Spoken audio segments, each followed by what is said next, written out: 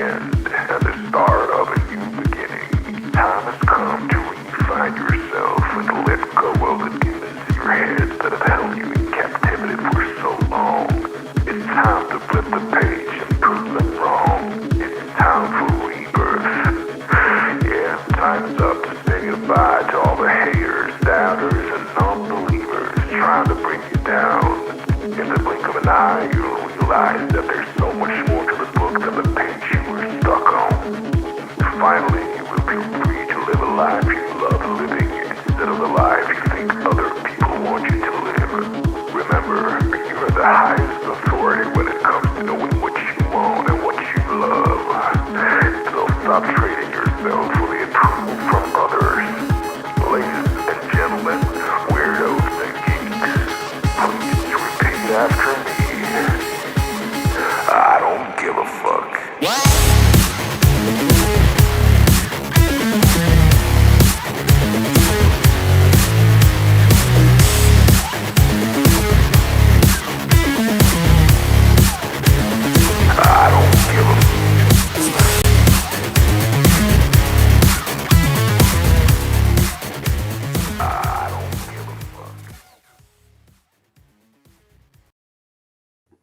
Welcome back, everyone. We're live again. Everything is really back. It's really me again. Seems like I was on a lot this weekend that I'm not normally on. Kind of threw off my schedule a little bit. That's all right. It happens. So, yeah, we'll have some fun here in a minute. Know that we're going to have some good times today. We got a lot to talk about. Actually, just a lot to talk about. We're going to start out, guys, with this with a lot of national headlines out there. We're going to talk about the budget. We're going to talk about the economy. We're going to talk about some of the things Trump's done to piss everybody off. We're going to, I don't know that we're going to expose any kind of truth behind the scenes or any of that shit. But we can maybe get into why Trump is targeting the Department of Education, and should he be, and why I think maybe. I know we'll get into that. We're going to talk about, in my home state of Tennessee, politicians are out of control. We run at a budget surplus. You understand that we have, at the end of the year, we collect more money than we give, than we put out. And the conservatives want to roll that back into tax cuts and other things. Democrats obviously want to spend it on social programs. We're going to talk a little bit about that and why this is always the case. It's a perfect example of if X, then Y will happen. We're going to talk about, then we're going to roll it kind of into this men's advocacy, and we're going to kind of roll that into this idea, to the way the kick streamer who passed this weekend, why that happened, what is the reality behind that, as far as we know, because the investigation's still going on, and we're going to talk a little bit about that. Probably in the last hour, we'll get maybe last hour and a half, depending on how quickly I move through these topics. We're going to get some people to come up on and talk back and forth. We'll see how that goes then. I understand that some shows start off with taking callers, and then they move into the serious aspect. But in this case, we're going to do it a little bit different. Yeah, JP. I don't remember his French name either, but there's a lot of stuff kind of circulating about that. And so welcome to everyone that's in the chat. Agrillipus, I see you out there. Ghost 1978 is out there. I see him. I see Anson Knowles made it, and then he deleted a bunch of his posts, which is fine. Smoking Spaceman's up in the house. That's awesome. So we're gonna dive right into this. If, as people come in, they can catch up or ask for clarification. So the first thing we got to talk about, and might as well go nationally, right? Like, obviously we've got Trump has this, that we're going to own 10% of Intel. We're going to, he's also wanting to, he's targeting the DOE right now, currently. The Department of Education is a massive budget, over $800 billion a year. It's very poorly managed. It's ridiculous to think, it's ridiculous when you think about it, how badly managed it is. And yet every year we hear about, teachers need more money. We need to spend more money on education. We need all of this stuff. And yet we're spending a ton of money on education. We're spending a lot of money on these things. And why? What are we as taxpayers getting for that? We're going to talk a little bit about that. And so let's kind of just get into it. Welcome. I want Chaperno 1372. Okay. It's a cool name. It's new. Hadn't heard that before. All right. So obviously, let's just hit the big points here, right? The federal deficit is growing. 2.1 trillion is projected. I don't know that we're going to get there, but certainly it seems like we're certainly trying. What's up, Buddha Customs? Good to see you, my friend. Good to see you in the chat. And the reason for that is Washington seems to have this addiction to debt. It's literally like you gave every woman in the country a credit card and said, have at it. And that's what our politicians are like. There's no, I think part of it is because our system has evolved from a very accountable system to where if you screwed up, you didn't get reelected and we found somebody else, to a popularity contest where we elect people not because of the actual record on the issues or how they actually address issues or any of that. What we're electing people on currently right now today, and you see this in any election from local all the way up to the White House, it's just simple popularity and who has the least amount of scandals and who spins the best rhetoric. Record is irrelevant. It doesn't matter if you've done this or you've done that or whatever. And this is especially true in the incumbents in the Senate and the House. Congressmen, both houses, are very, very difficult to get out of office once they're in. They have a budget to spend on elections. And even when they get caught doing illegal shit, nobody cares. Nobody cares. They just keep throwing money their way. And this is wrong. We shouldn't be doing that. And yet that's where our system's working. And so once we get into when we start looking at why the budget is the way it is, it really does comes down to every single vote matters because the voters are the ones doing this. And now you can say that stupid voters, uneducated voters,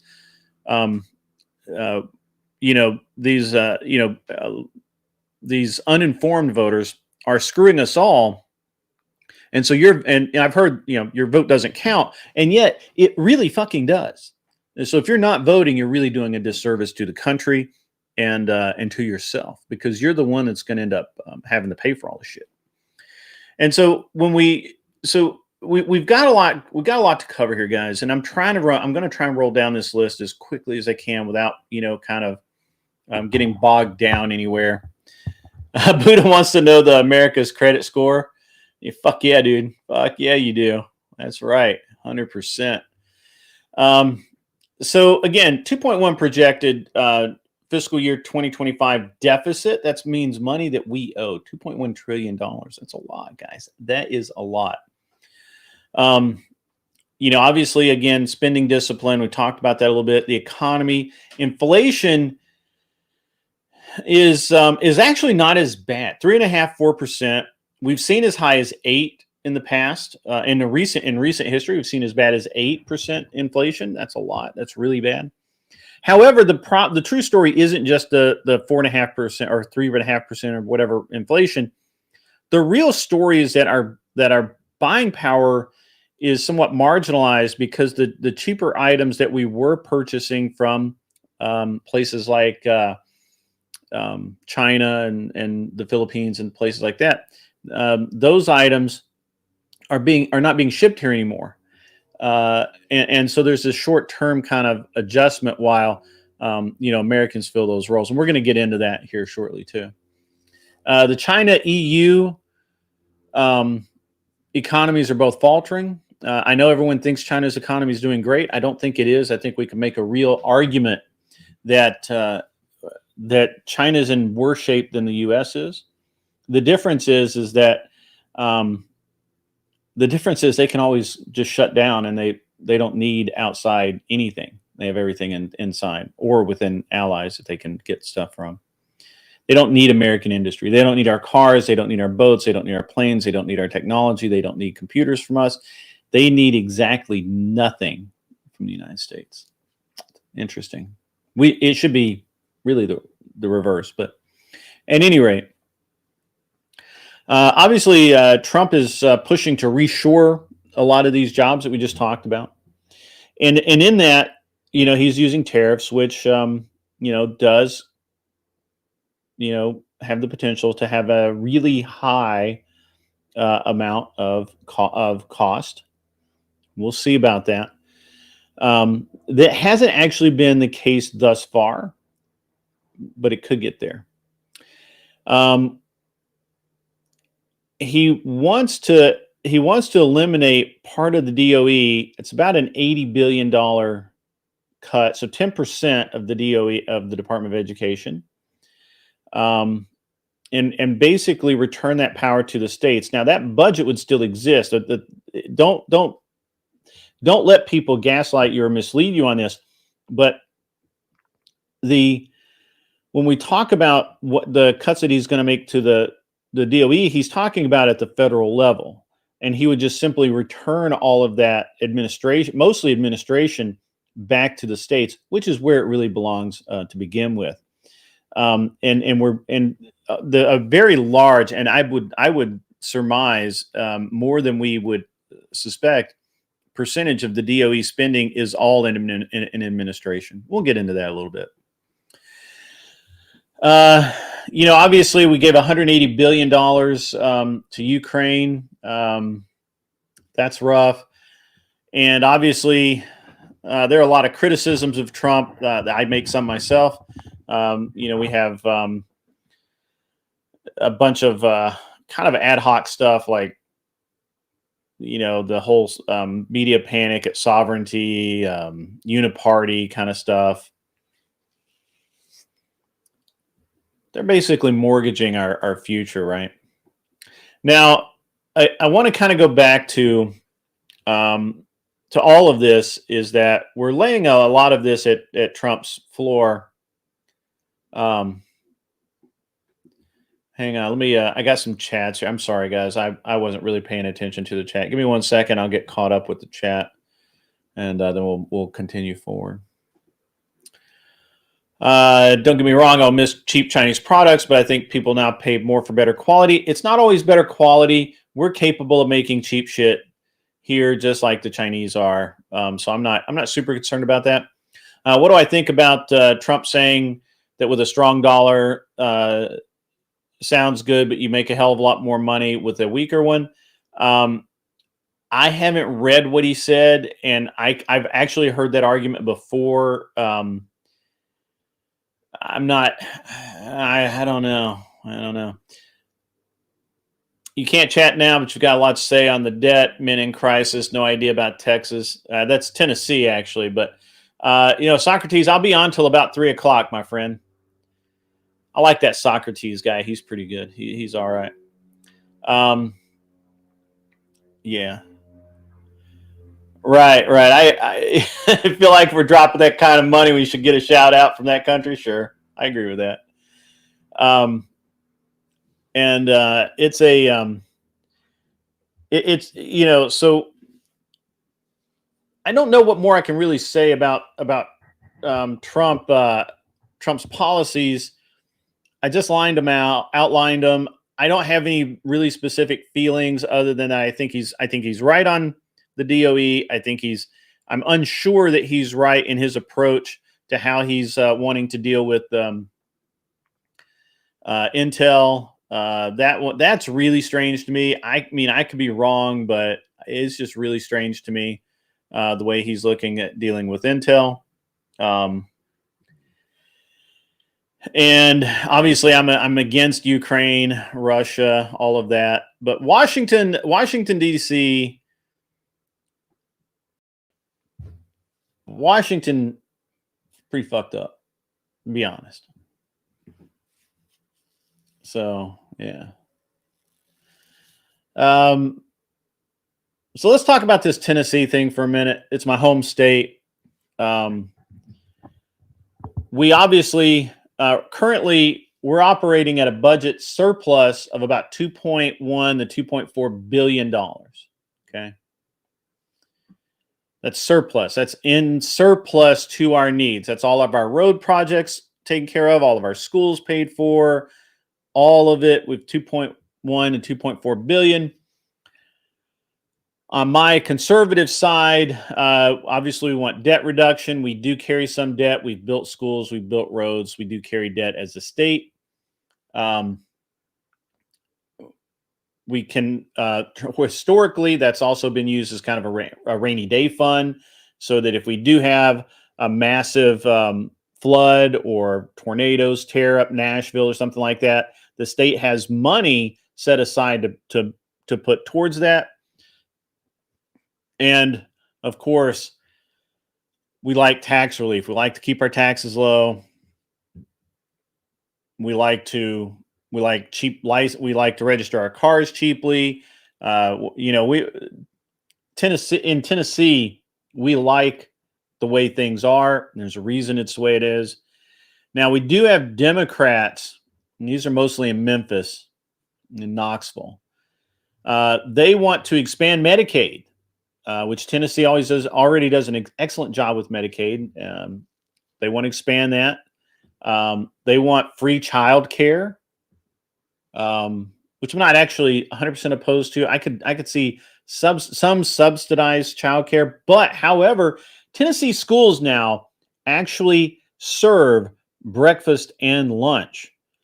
Most of them. I think all of them actually. And some of them will serve a light dinner. Kids can take food home with them. So that, people who do not have, enough money or what, maybe their parents just suck, then, the schools will provide you with food. So we already do that. Like, I'm not really we have a really good public school system. The only place where I could see child care being a real issue is with we're talking birth to kindergarten, right? That specific child care, there's some reasons why that's very expensive in this state. And actually, I know one of the guys who wrote the laws that had to and lobbied for those to get passed, that kind of really kind of screwed a lot of the babysitter, home childcare sort of things. And so we have a lot, we already have a lot of these projects, or we already have a lot of these things. Democrats want to expand those. They also want a lot of new green projects, which I disagree with. Now, one thing that I will say, that in my hometown, for example, in my town, we had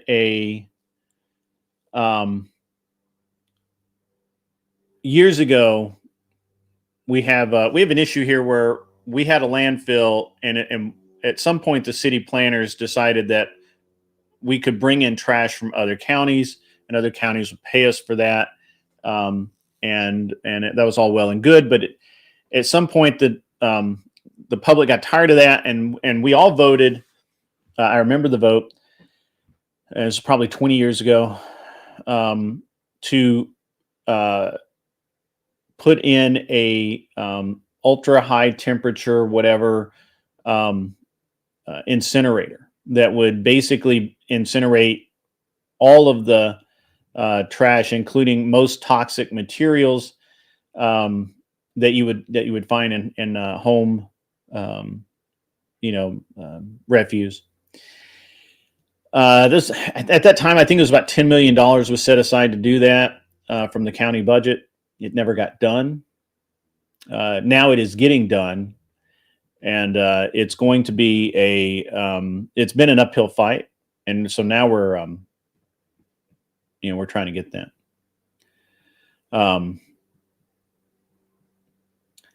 Yeah, I don't know how they come up with 45th in America for student funding.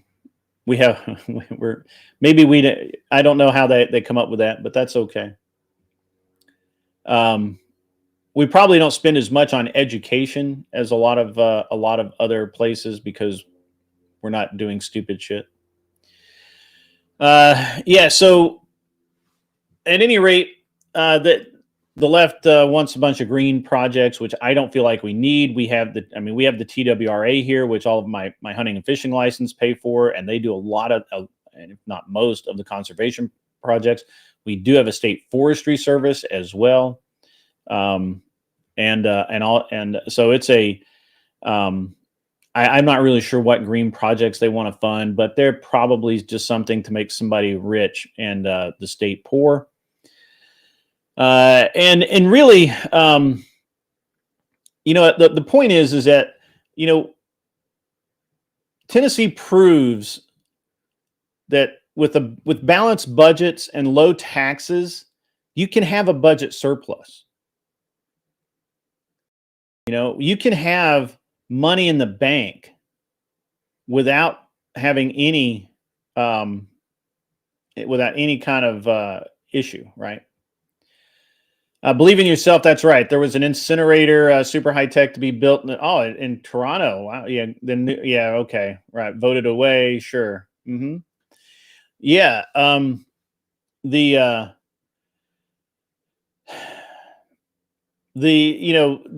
high tech incinerators for dealing with trash is awesome. It's great. I'm glad that we're finally building ours. So that was, that's a real thing here. We also, by the way, have an immigration enforcement push going on in this state, which, and mostly it has to do with limiting state benefits for illegals. And, basically it's state sovereignty protecting taxpayers, while the feds aren't doing their job on the border. Now, obviously, the feds are doing a better job now than they were, but all of the laws that we're currently working with in Tennessee are left, from obviously put in place, a lot of them during the Biden administration. And, we're basically, Tennessee is showing the founders' vision, right? States managing their affairs responsibly, while Washington and many other states, drown in socialist red ink, and really can't seem. It's hard for us to understand why the rest of the nation is in such a hard place, right? Like, why is that? Why do you have why do you not have a budget surplus? Well, because you got a bunch of crooked ass politicians, right? And we do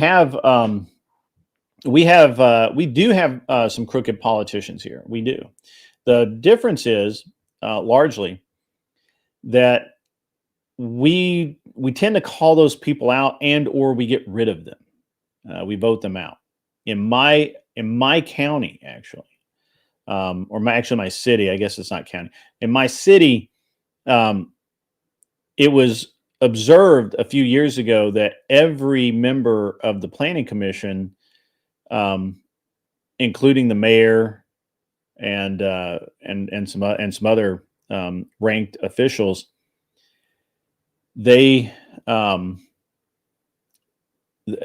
owned real estate or construction companies, and there was some weird stuff going on with green, areas being bought up by the county, then designated as a potential green space, and then shockingly, that zoning would be changed, and then the property would be sold, and generically it was sold to one of the people that we that was on the board. And so that was called out. We had meetings about that, and we got rid of those people. My city in Tennessee actually fought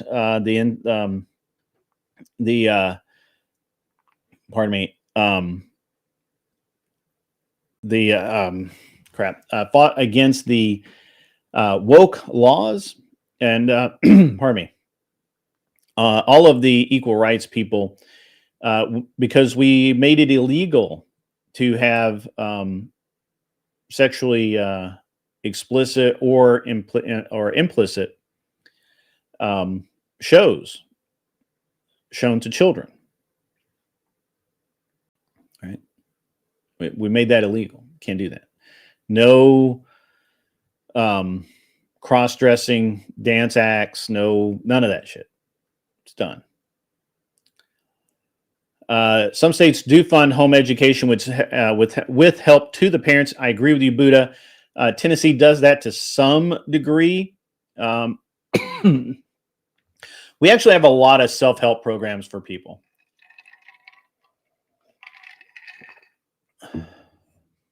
So,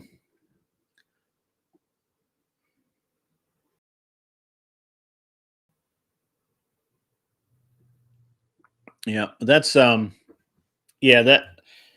energy is interesting. I don't believe it is sustainable energy at all. I think that it's boondoggle and it needs to go away. I'm happy to do a show about that at some point as well. I don't really know a lot more, how much more depth I can go into on the Tennessee angle, except to contrast it to what's going on nationally, right? Nationally, literally, it's terrible. And we have cheap energy here because we have nuclear plants to provide power. We have hydroelectric power. We have steam plants still. I think the last one is about to close, though. If it hasn't closed, it's about to close. But we had steam plants here that made plenty of power.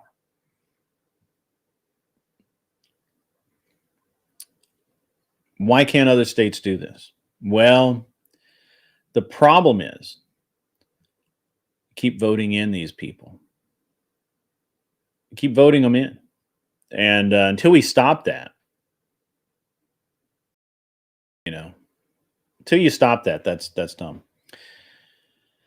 Imperious, we do have nuclear energy. They're not in the poor areas, actually, and it's actually pretty safe stuff. So,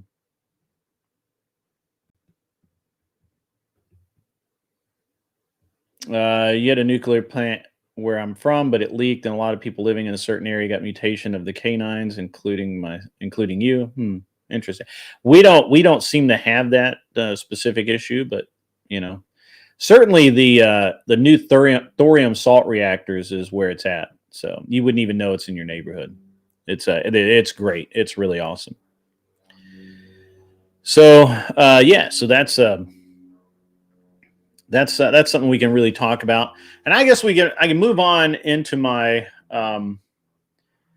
into the last of my, or not last, but my next thing, and talking about the men's advocacy, right?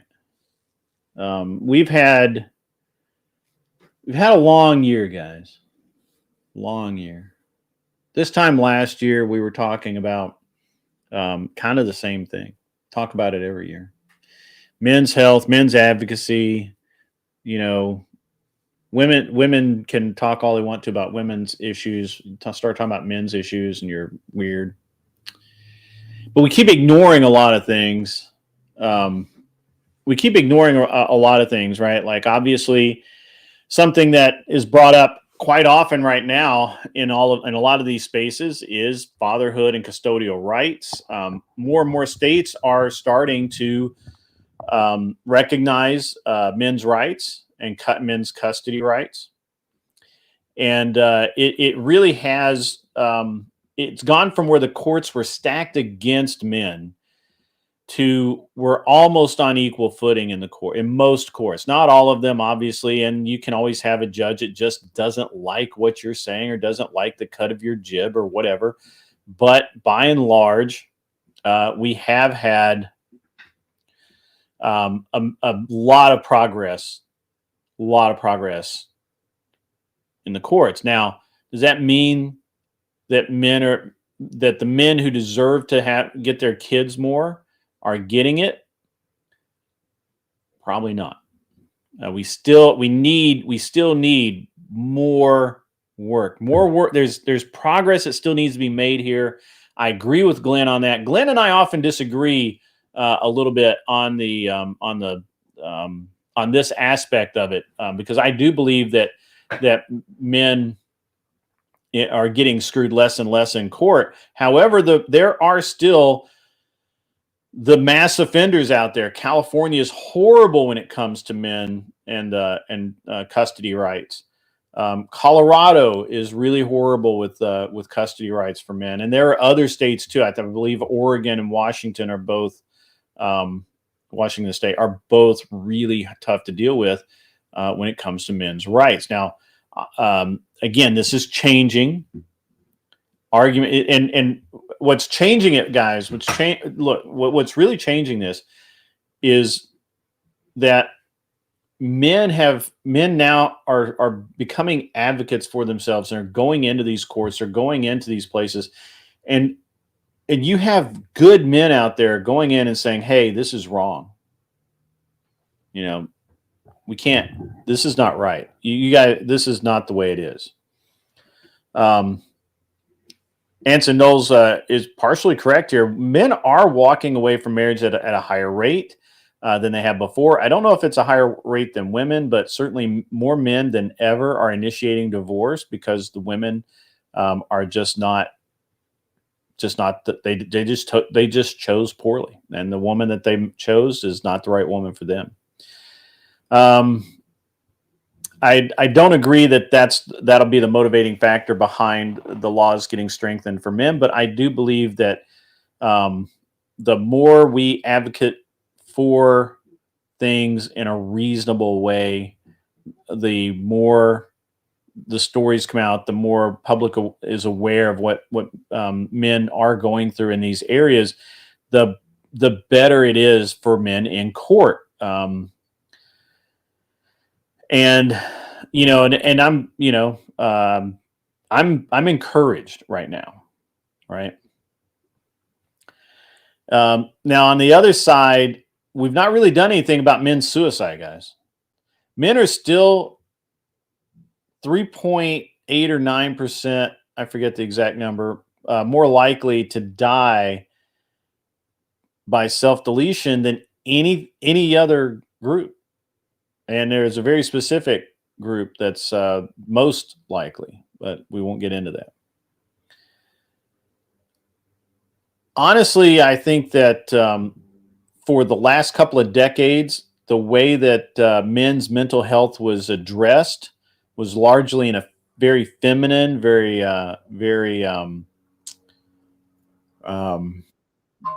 touchy-feely sort of way, because women dominated that specific treatment field, and I think that I think it's really hurt us, right?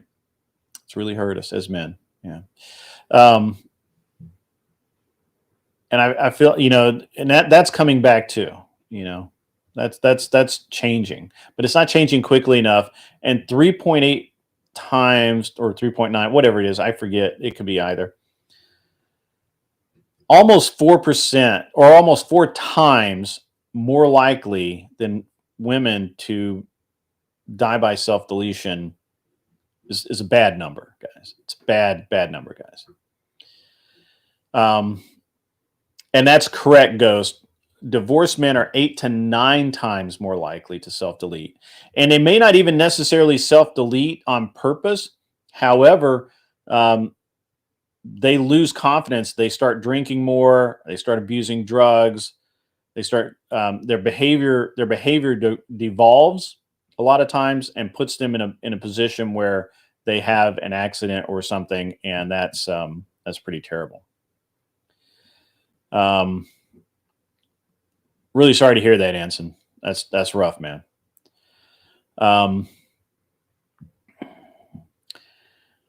Men still work in the most hazardous workplace environments, which we should.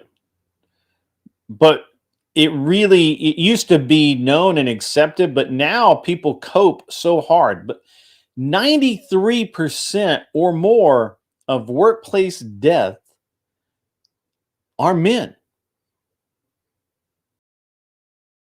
And that's not talking about military either, guys. I specifically excluded the military from this. 93% of workplace deaths, accidents, or whatever, stress, whatever. I didn't refine it particularly well, but 93% are men of workplace deaths are men. Men are literally either working themselves to death, or they're putting themselves in situations where they are more likely to have an accident, become seriously injured, which is, I mean, we should be the ones doing that, but it needs to be recognized. It needs to be recognized that it's rough and it's dangerous. So the education gap is closing, guys. I know that we like to say that boys lag behind girls and all of that, but it's honestly that's only true up to a point. I disagree with this take. The problem is that a lot in public school, especially, the way that they want young men to learn is not conducive to how young men learn. It's that simple. It's not hard. It's not, I'm not saying anything, like revolutionary. They just don't learn that way. Right. I think our school system is fucked up. I mentioned that earlier when we were talking about Trump wants to downsize the DOE. I agree with that, man. I agree with that. So, but the education gap, I think, is shrunk. I think that really the biggest issue, and the reason why this is a perception, is that more and more men are not feeling the need to go to college. It's a net loss for a lot of young men. They can go into a trade program. They can go into a condensed business program. They can do something else and get out and start working and not spend 3 to 4 years fucking around going into debt. And most young men, given the choice, will do that. There's been a massive increase in training programs, like for the airlines, for other industries where it's a 90-day zero to hero program. Men love those. And they just shortest distance between point A and B. That's what they want, and that's what they're getting. That's why one of the reasons why this education gap rhetoric is kind of nonsense. But now I will agree that up until high school, that's definitely true, and a lot of that is because of this.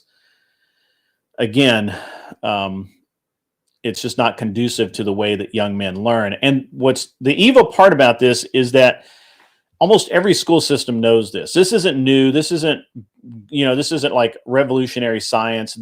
People know this, and they just don't care. They know that young men are not going to learn effectively in the environment that they're placed in, but they don't care because they actually want men to be subservient to women to some degree. And obviously, we have a marriage decline. No-fault divorce, obviously, a big part of that. The legal economic risk for men, which are, honestly poorly understood. At the end of the day, men are the backbone of the society, guys. They just are. And in our culture, they're being treated like they're the most expendable part of our culture, which, by the way, again, is true, right? I mean, that's the way men have always been, and women have always historically been worth more than men. However, in modernity, you have to, if you want to take that stance, you have to then have to admit, you have to come to terms with, and you have to embrace the idea that if men are expendable, if men are, and yet at the same time, they're the backbone of the society. At some point, you have to acknowledge the fact that that women can't do what men do, and you don't want them to, right? And we can prove this out really easily. When we call for soldiers to go fight a war, we want young men. We want men that can, they're going to be okay, right? And I remember a few years ago, probably 10 years ago, maybe, probably at 10 and a half years ago, there was a congressman who, I think it was a congressman, maybe he's a state official. Basically, he said that, they wanted him to come vote on something, and they said that they were going to send the police to get him. And he responded that, don't come up his driveway, don't send the police, but if you do, if you feel like you need the state police, make sure they're armed, send bachelors, don't send men with families. So it's you wouldn't send young women into that, right? You'd send men, because we are expendable. We are, to some degree, while we are the backbone of society, we are at the same time the expendable portion of society. We are the fat that can be cut away. We're the bits that can be ground off. However,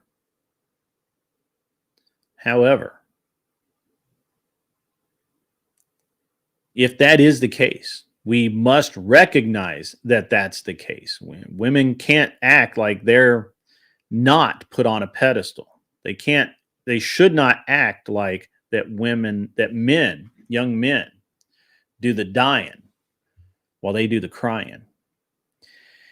This is a problem I have with a lot of society, right? And then they whine about red pill, and they whine about black pill, and they whine about all of these other things. But the problem is not any of these pills, which I find ludicrous. The problem is that men just want to be men. To this day, men just want to be men. They want to be providers. They want to be strong.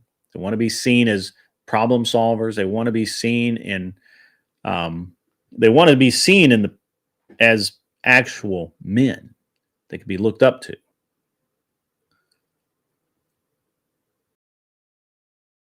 They understand, most of us understand that, yeah, we're going to go into construction, and we're going to have a 20-year, 30-year career in as a construction guy or as a mechanic or something like that.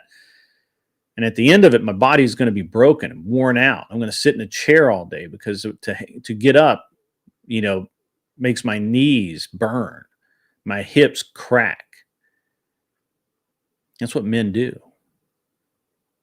But we don't want women to do that. Real men don't, right? We want women to be cared for. We want them to be able to be soft. We want them to be able to feel loved and needed and wanted. All we ask in return is just the simple courtesy of accepting and acknowledging the fact that men, especially young men, are expendable. and we don't want you to be. So I think that that's an important thing. I don't think that it gets said enough. I had to say it today.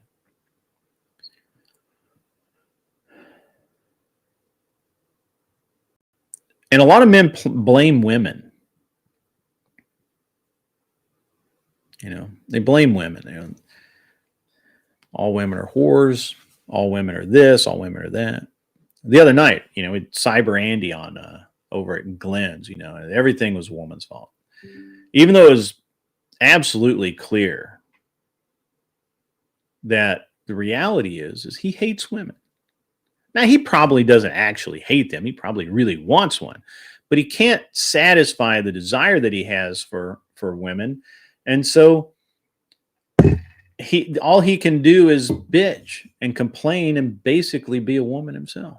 And he hates that. So then he gets into a cycle of self-hate.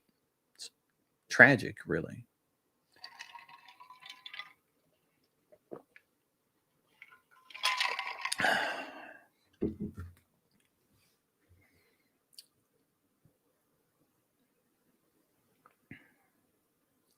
Men are punished for being masculine. Absolutely. 100% true. Everybody knows that. We have an entire culture in this country that has been designed around the idea that the masculine energy that men put off deserves to be somehow lessened.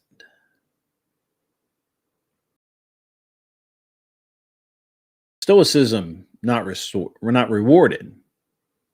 Anger, violence, not recognized as sometimes being very necessary things. The other day, I had a talk with my son. And I had to explain to him that it's okay to be angry. Nothing wrong with it, but it's what you do with the anger, right? How you respond, how you control it, how you react, all of that. That's important. I'm not sure he got it, but we'll see.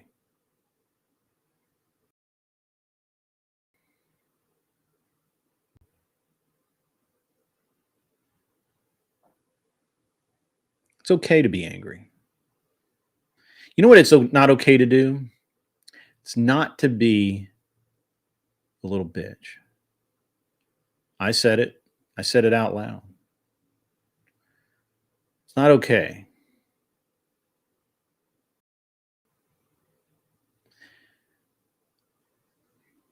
And I don't care how you determine that, right? I don't know how if you're a man and you feel like you're being a little bitch, stop doing that. Best thing I can tell you.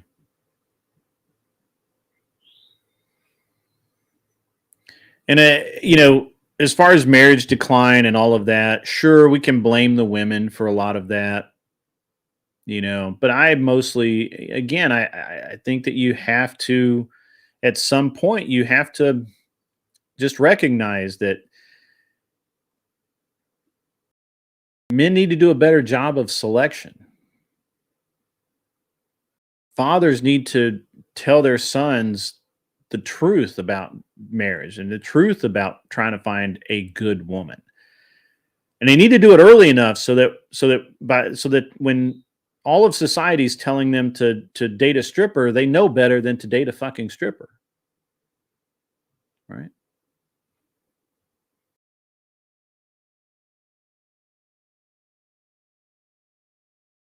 Anyway,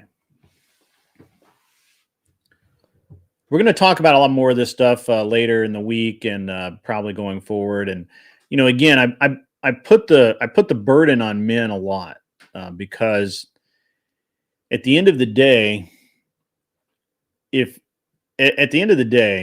you were counting on women to solve the problem, you fucked yourself hardcore. You are literally mind fucking yourself every single day. If you think women can solve the problem, you're absolutely fucking wrong. Because it's men's problem. I can't solve women's problems. I can't make women not be whores. Women have to do that. I can't make women be better women. They have to do that.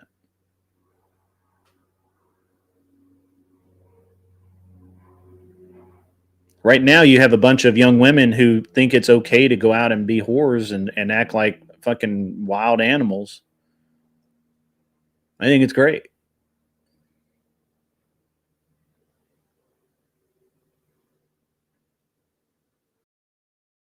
So, you know, can you fix that as a man? No, you cannot. You don't have to accept it, right? You have your standards and you say, hey, I'm sorry, I don't date whores.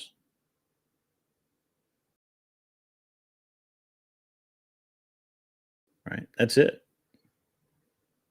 You're not you aren't fixing someone that doesn't want to be fixed. You're not fixing, and also I don't believe that men, while men can lead women, I don't think men can really teach women anything. Other women have to show other women the way. I could be wrong about that. I don't think I am though. But if you look at your future bride, you look at your future, the girl you want to be with for the rest of your life. And you look at her mom, and her mom's a whore and divorced and all that kind of shit, running around in micro skirts and trying to get with 20-year-old dudes. Chances are really high that the daughter that you're dating is probably just as fucked up, because that's what she's taught. That's what she knows. You know, that's what it is. Don't be mad about it. There's no reason. There's no reason to be mad. The only thing there's reason to be mad about is that we don't have enough likes. Y'all motherfuckers need to be hitting that like button. That's what I'm saying. You know? You gotta hit the like, hit the share, right? Notification bell, whatever. I don't know. Do they even have, we even have one of those? I don't know if we even have one of those. Do all the things. Like, subscribe, share, all of it. That's what's fucked up. You hadn't already done that. Buddha, you're right. Men need to set the standard and not backslide just for some action. You can get action without having to backslide. You don't have to. You just tell, hey, you don't meet my standards, but I'll still bang you. Well, we ain't going anywhere. No. Mm-mm. You don't meet my standards.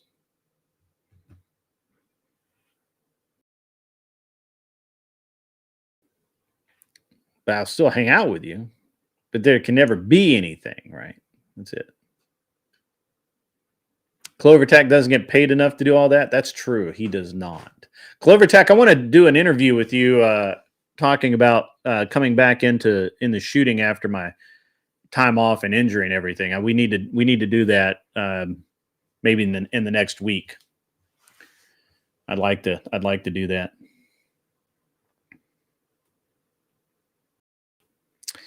Anson Knowles, you are incorrect. We need to starve the we need to starve the divorce lawyers. The divorce industry would be a lot nicer place without all the divorce lawyers. What's up, Tim Hale? Tim Hale up in the house. Good to see you, my friend. Good to see you. What's up, Logical Spark? I see you in there. I see you. All you guys making it happen. Envoy of what is this? Let's see. Men can't make women change. However, men can curve societal norms and culture through propaganda, self-control, and higher purpose.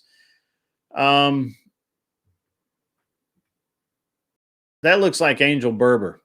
Angel Berber, I think that you are right.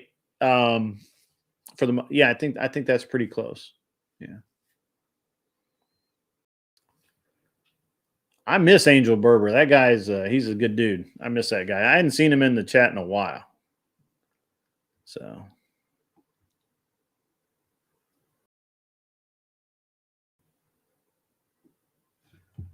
But at any rate, yes. So I guess we'll move on a little bit. It's not a big move. It's a small move.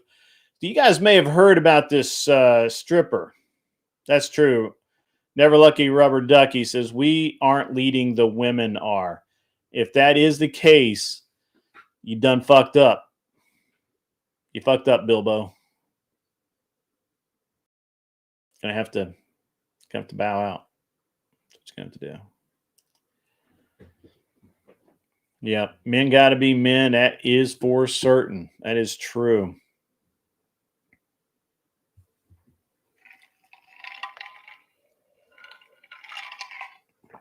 All right. So I don't know if you guys paid much attention, but over the weekend we had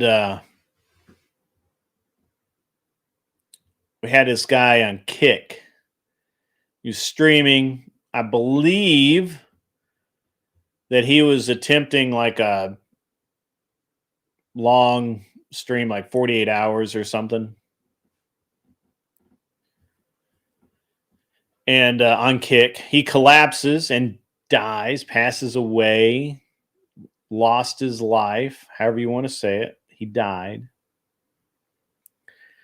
Initially, if you were paying attention to the story, which I kind of was, initially they thought that it was drugs. Actually, I think first they thought it was self-deletion. Then they decided it was drugs.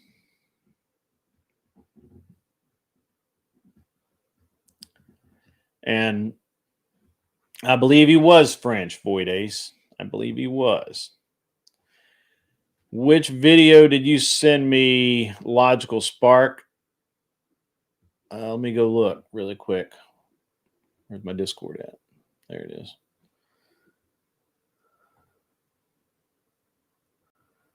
All right.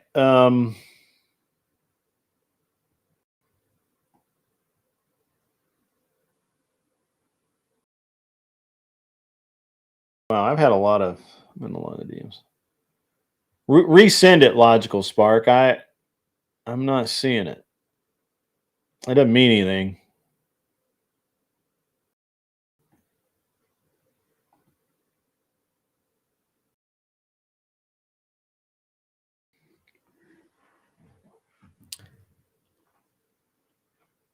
Wonder how many people blamed it on gaming. Well, first they thought it was, or the first thing was they said it was self-deletion. Then they said it was an overdose and drugs and all that kind of stuff.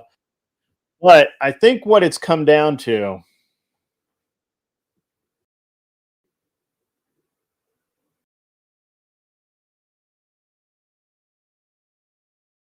I did see that. I'll play that later. I remember that.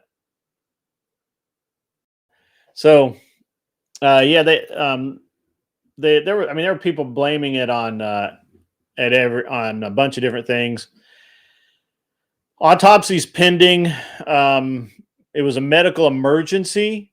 Is the suspected death? No foul play so far has been ruled. The question is again, male health neglect, grind culture, and lack of corporate safeguards. Now, the corporate thing here is, I believe that he was, he was on Kick, and he was attempting to basically become a, I don't know if Kick has partners. He was trying to level up on Kick, and was doing this like massive stream, and Kick really doesn't have any corporate safeguards against people just basically streaming 24/7 at all, as near as I could tell. And the male health neglect, obviously, is he was living in this house, in a streamer house with some other streamers, and he wasn't, it looks like he wasn't eating. He was streaming lots and lots of hours per day, and he just was not taking care of himself. I'm not really sure about the torture. I'll have to look into that. it doesn't come up, or it didn't come up in any of the articles I researched. It doesn't mean anything because it could have. And he just, there was a lot of different things, and a bunch of people thought it was, obviously, a lot of people really did think it was self-deletion. And he was obviously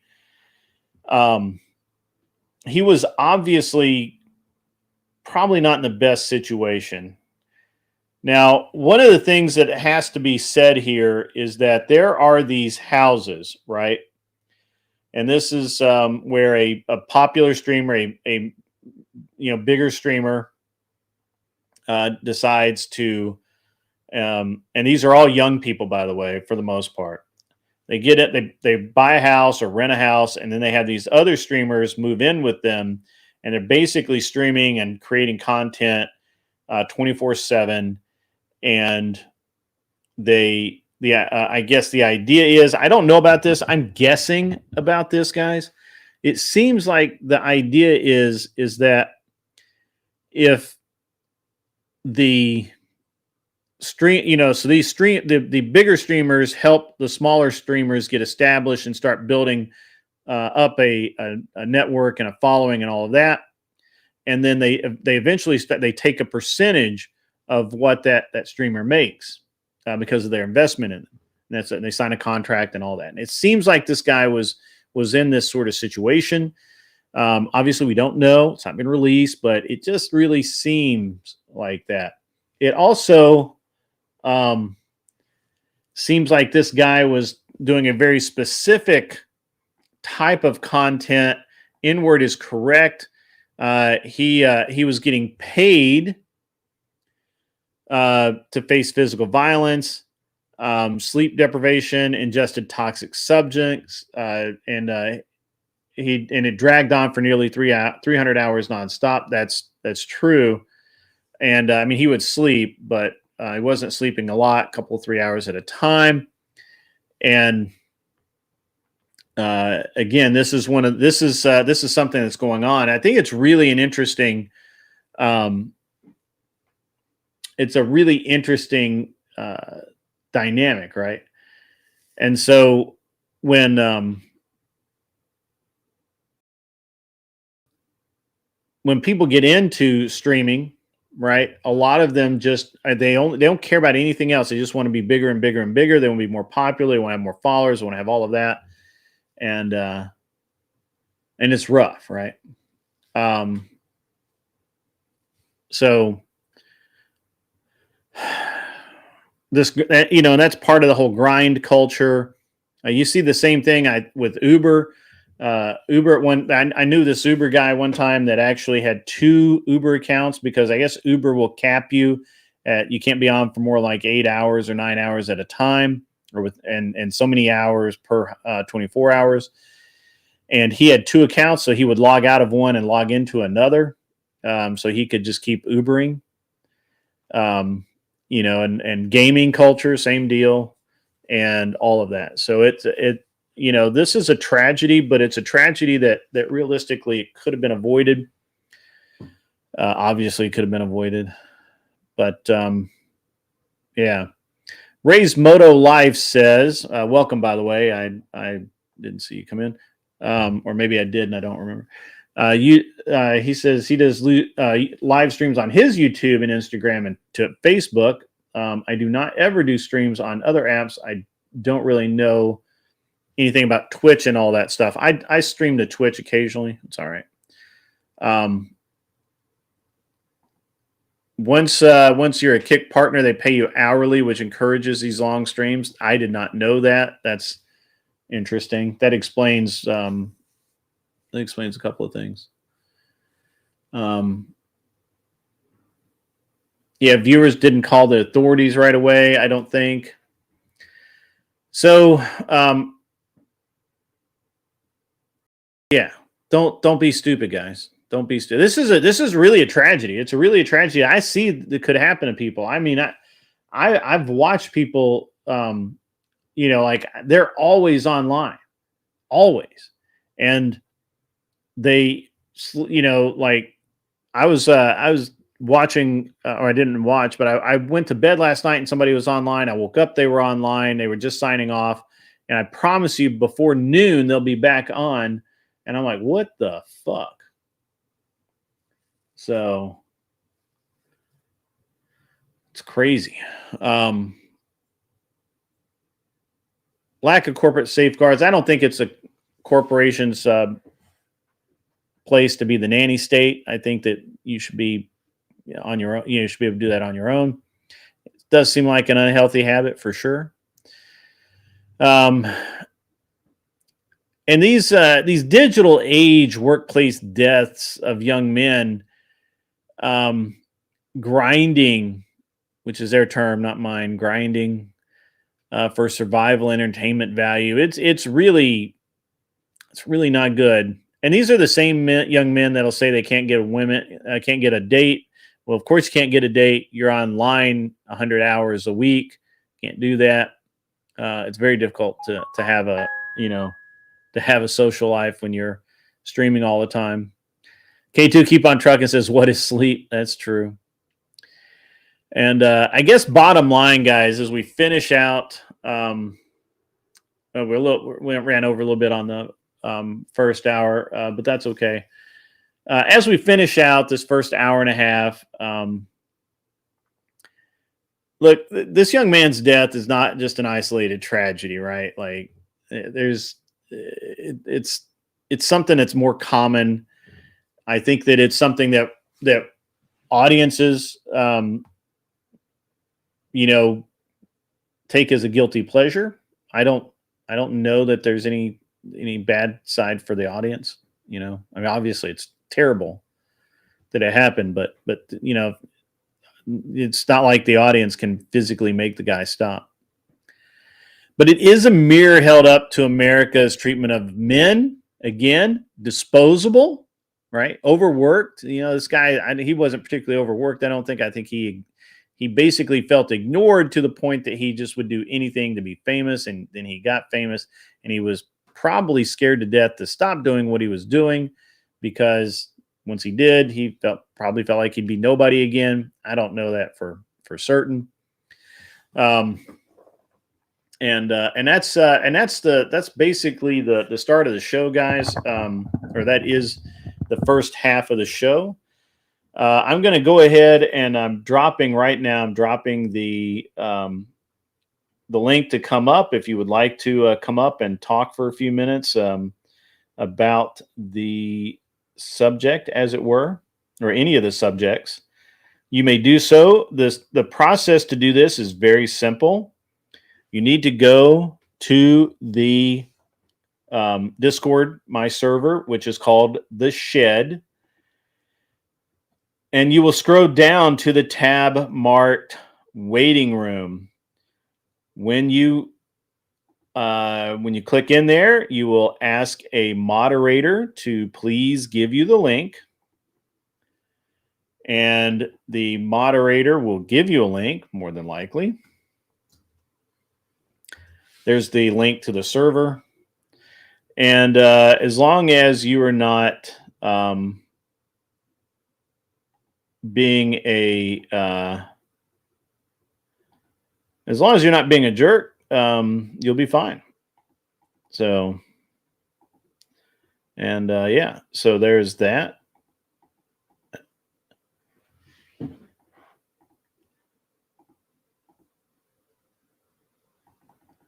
Sorry, guys, I got distracted a little bit there.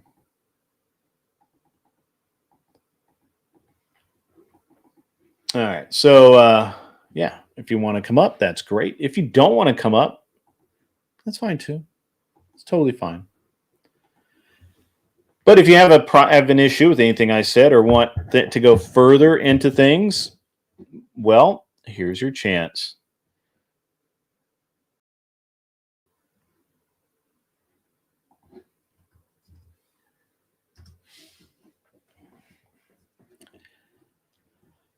What's up, Tyler? How are you? Are you working, Tyler?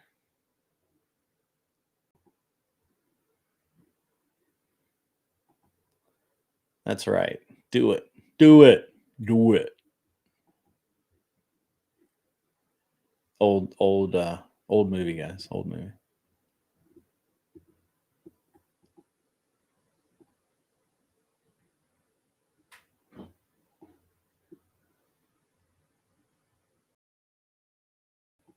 I've been to Maryville, Tennessee. I've been there. I used to date a girl from Maryville. Long time ago. Yeah.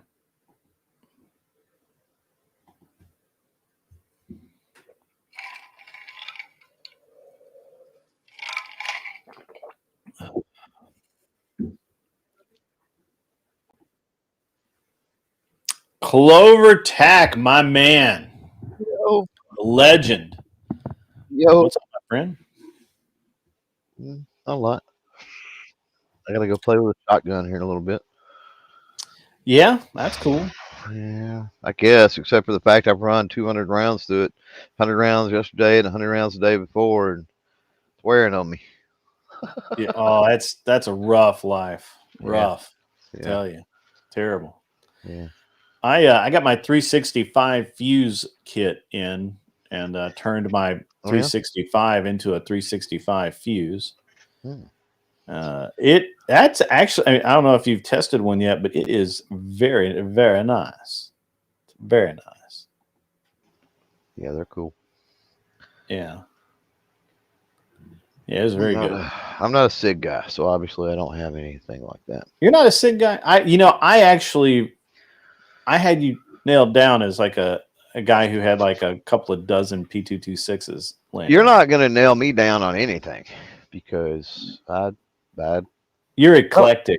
I don't have a problem with SIG. Yeah. As a whole. Yeah. Anyway, I am more partial to the German stuff, like the OG SIG stuff, as opposed to the new stuff. What do you think about the charges that came out against the Air Force guy who apparently lied about the SIG just going off? Yeah, isn't that something? I knew that was going to happen. I did too. I mean, I think you and I talked about it. And I told you there's got to be something else there. Yeah, there was a guy that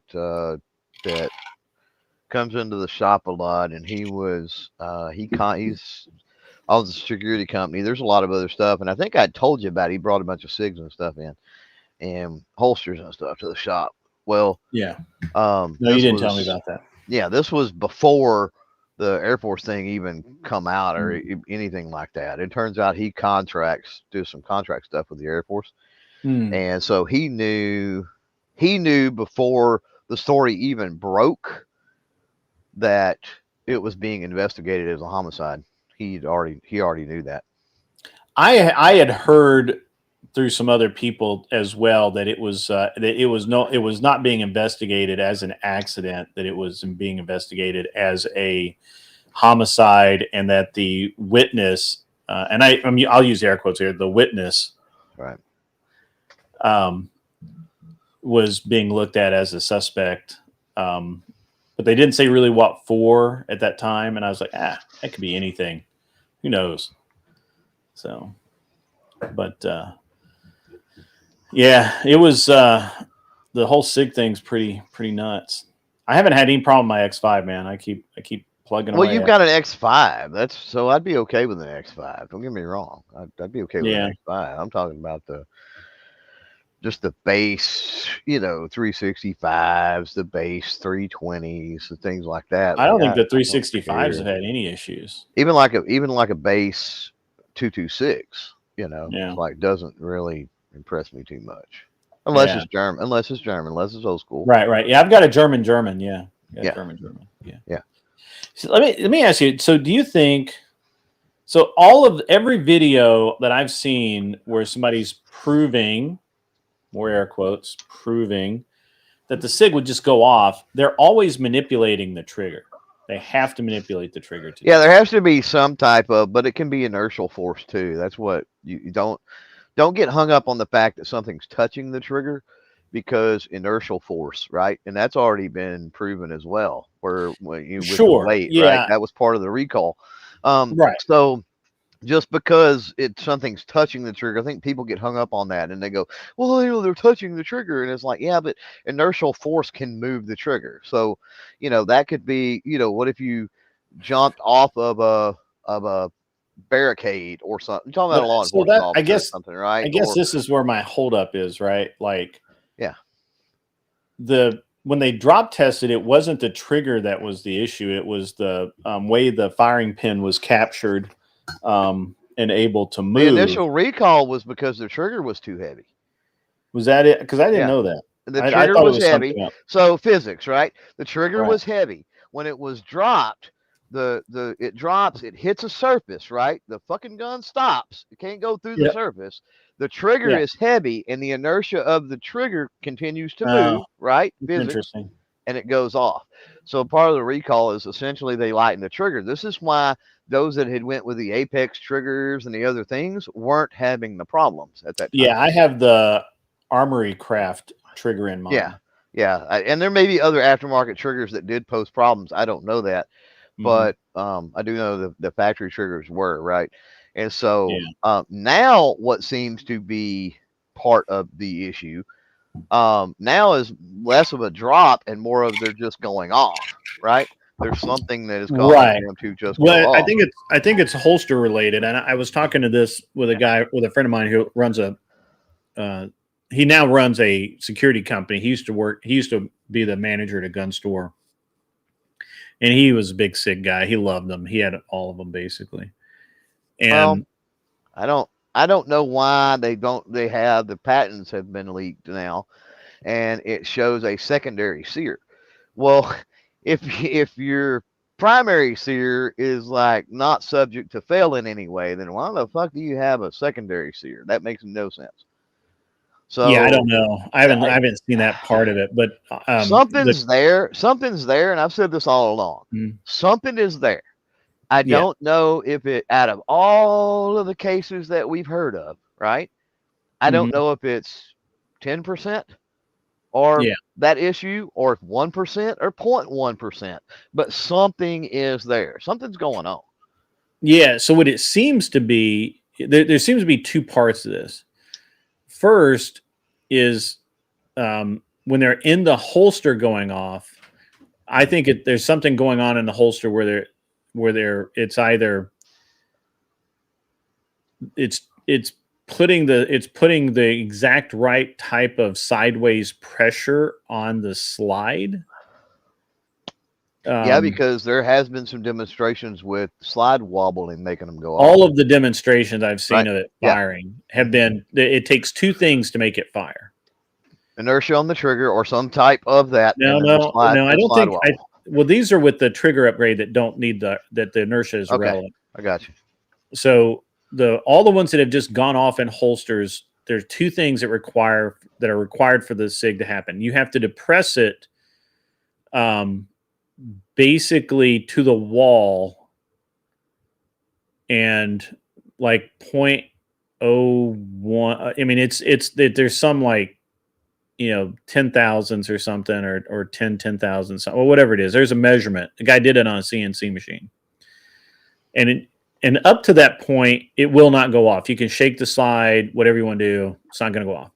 But once you preload that trigger to that point, if you rock the slide, if you reach up and grab the slide and just rock it, it'll go off. The firing pin will go forward. Yeah. So I never thought it was a big, huge deal. My position has stayed pretty consistent that something is there, and I don't know what it is.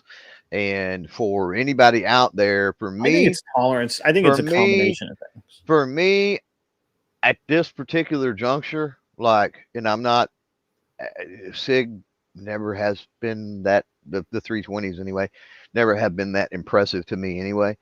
So, I had no intentions of running out and buying one anyway. So it's real easy for me to go, well, that's a risk that until somebody owns up and figures out, what is actually going on. I think there's two things. I think there's tolerance stacking.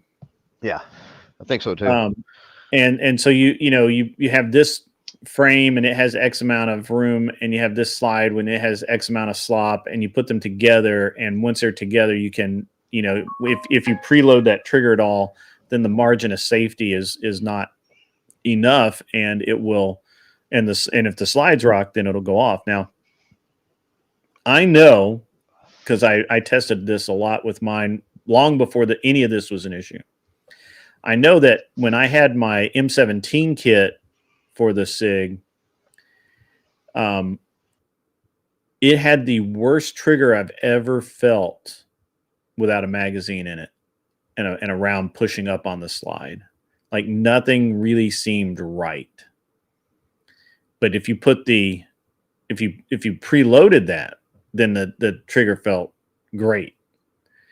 So there's something about that. I think it's simple tolerance stacking. I think it's cheap guns and all that. So it's definitely it's definitely a complex situation. That's how come so many people are having trouble duplicating, and they got to go to so many extreme means and things like that, right? It's a complex thing. It's not. Yeah, absolutely. It's not if this was a simple thing, it had already been fixed. Somebody would have come out with an aftermarket fix or something. They would have monopolized on it. Yeah.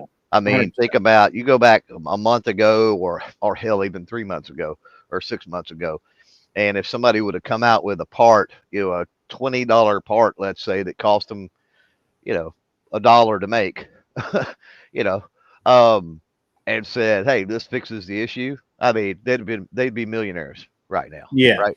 Regardless of whether, of what the cause of that problem actually was. Well, that's the thing. That's my problem with Bruce Gray. Bruce Gray at Gray Guns, I think he knows what the problem is, but he doesn't want to. He for whatever reason, he's not revealing it.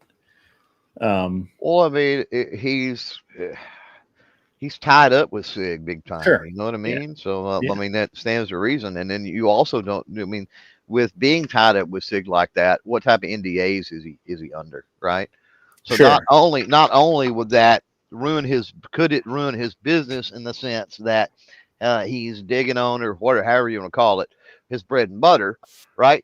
So he would be sacrificing his business in that sense. Mm-hmm. But then if he's under NDA, SIG sues the dog shit out of him, and so it's a lose situation for him to say anything. Yeah, that's true. What do you think about how long were you here for in the show?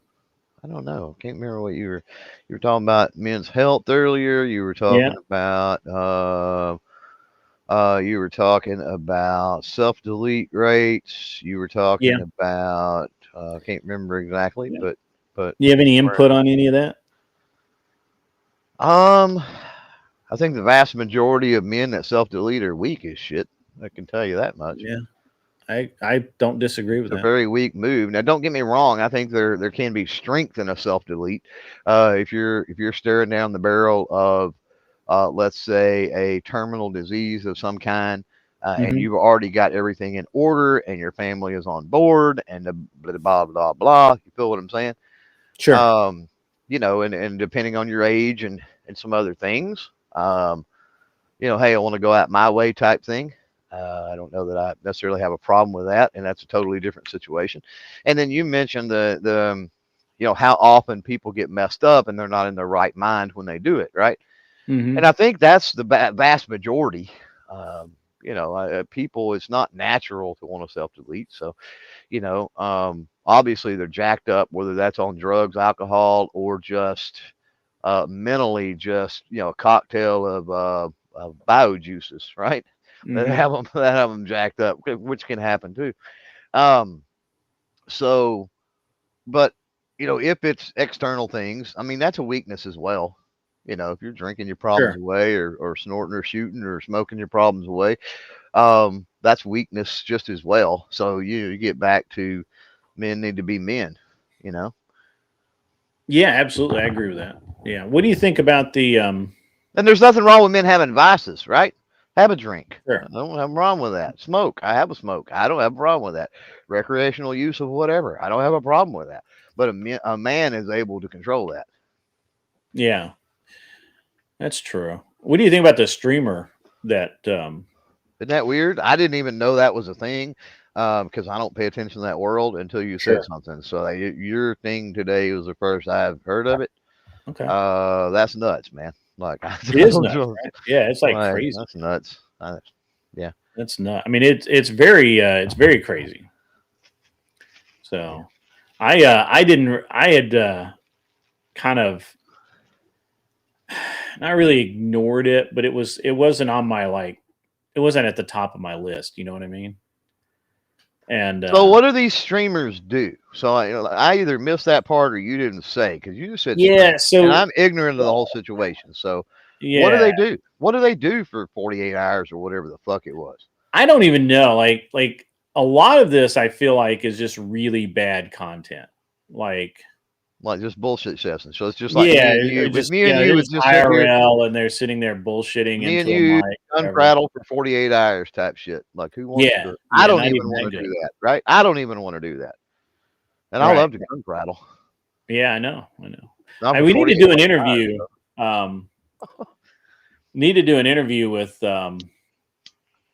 you and do a how I'm coming back into competition and what my how I intended to do a lot of work this season, but I didn't, and all of that stuff, So yeah.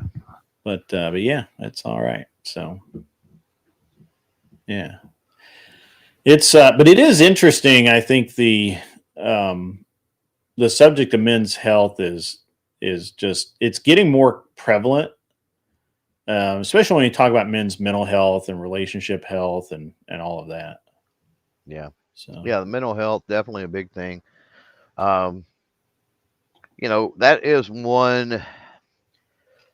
I guess if you kind of get into, I'm going to use this because I can't think of another way to say it, but the feminization of masculinity. Yeah. If there is a shining light or at least a flicker of a bulb to that. It would be that I think men do tend to be more open to paying attention to their mental health, whereas once before the stoicism was maybe a little bit overpowering and they didn't pay as much attention to that, and more so open to other men about it, right? Like I don't believe for a second that if you're having some issues mentally, men have feelings, right? We just don't tend to wear those on our fucking sleeve all the time. Right. And we don't tend to talk about them all the time, but there is times that they do need to be talked about. And, that's where, friends, colleagues, other men around you, that you can trust. That's where you go. I mean, you do not go to women with that kind of stuff, at least not initially. Right. I would say that once you have a grip on what's going on, then it's perfectly fine at that point, right? Because now you know what's going on. You've identified the issue. Hopefully you're making strides, assuming it's not the woman you're with, right? You're making the strides to correct that, whatever. So you're kind of back on the path. And so, at that point, I mean, sharing it with, the woman in your life or the women in your life or whatever, I don't necessarily see a problem at that point, but definitely not the first go-to. Should be a woman for sure. Yeah, I think I was, again, I just talked about a lot of this with my son, so it's really kind of fresh in my mind. And I was telling him it's okay to be angry, and it's okay that if he doesn't want to talk about it until he's ready to talk about it, that's fine. But understand that if you're going to be angry and you're not going to talk about it, people are probably not going to really appreciate what you're talking about, right? They're not really going to want to listen to you. Yeah. So, having people that express what you did, and let me back up, having men that express what you did, as you did, so that they know they have that outlet, when they are ready. It's super important. Right. That's why men need hobbies, right? Men need lives absent and away from the family, the Sure. the wife, the girlfriend, the whatever. That's why that stuff is important. Yeah, no, I think that that's true. I think that but I think my observation is, and again, I talked to my son about this, is that, you got to kind of sort it out in your head first. And, then it's time, then you can talk to people that you trust. Then you can kind of get in there and talk about, Well, you got to yeah, I know need to, enough to be able to articulate it, right? If I sure. just know, so if I know, just know I'm off, right? I'm off my game. Like something's bothering me, something's wrong. I don't feel right, not Mhm. physically, but mentally. Like I'm Right. just off. I don't feel, but I don't know.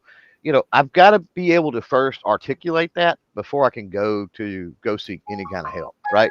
If you, how many, how many times I'm gonna use a woman analogy here. Oh So boy. how many times does a woman take their car into the mechanic and they can't explain what the fuck is going on with it for the mechanic to be able to even try to diagnose or fix it, right? True. Yeah. So, that's problematic because then, it's a pain in the ass and you're a gearhead. I was a mechanic. We know these sorts of things. That is the biggest pain in the ass is you don't have any real idea of what their problem is. So now you've got to try to figure out what their problem is, right? Before you can Mhm. try to help and repair and do whatever. And so you don't want to, as a man, you don't want to put another man in that position. Sure. Yeah, Um, absolutely. and so having some kind of idea, like I said, of how to articulate what you're going through, I think is important. And a lot of times that requires again, that requires a hobby or not necessarily a group activity hobby, but a hobby or something to be able to get away from our outside of normal life to the day to day, so that you have a little bit of time to reflect. Time to reflect is super important. I mean, once upon a time back in ancient days, what men went and meditated and shit, and for like, you know what I mean? Like that was a thing. Yeah. Why did they do that? So they could get a handle on understanding themselves, and the better that you can understand yourself, the better you can understand how you react to things, the better you can understand how you deal with things, and that makes you a more effective man. Let's be honest. Right, but I think that there's and I agree with that. Like I think I agree with all of it. I guess my observation would be, again, that we have a situation where, especially in modernity and in public school and most schools, and even in the things you watch on TV, everything you read about and current, if you read modern books, everything is like, well, go talk to the woman, go, um, you know, uh, just put your problems out there in I the open. It's better to talk about your problems and open them up. It's better to have listen to someone who may not be going through what you're going through, but they'll still be able to offer good advice. And some of that, it's not like I disagree with it. It's not like I'm saying that, yeah, that's bullshit. But I guess what I'm really saying is that when we're talking about, um, if I have a problem, like a real problem, right? Like I need to, um, I just had something blow up in one of my businesses, or something like that, and it's a real problem. It could cost me real money or something. Generically, I never talk to my wife about it. I just don't. not until you've got a handle on it, right? Yeah, not till I have It's, everything so I'm solved, going to right? back up and say that it's not that you never talk to your wife about it. It's until you Yeah, have a handle. It may not be solved, but at least you got the pathway to solve it, sure. right? Yeah, yeah. It's not At until least if it's I'm going that. to talk to Yeah. anybody about it, I'm going to call up one of my buddies and be like, "Hey, man, I need 10 Well, minutes of time, and I want to and run this." this goes to something my wife said the other day, and I forgot who we were talking. We were talking. It doesn't matter because nobody out there knows is going to know who we were talking about anyway. Sure. But she said something to the effect of, and I've heard it before about, don't come to me with a problem unless you have a solution, right? And um, I think that's part of it. And I really worry about women, the women that go, oh, I want a man that's sensitive and that, can talk and be touchy feely and whatever. Yeah. And I worry about women like that. I don't understand that. I don't get that. I don't get a woman like that freaks me the fuck out. Like, I think it should. I think that, the first thing is that I've never met a woman, and maybe you have. I'm not saying it's impossible, but I'm just saying that I've never met a woman who, when you gave them any information, that they didn't file that shit away for use later, and usually for use against you. So if you were to go and say, hey, I needed to fire this guy 6 weeks ago. I didn't. And now, he's fucked up a customer's account and I don't know what I'm going to do about it. Now I have a pissed off customer and I have an employee that needs to be gone.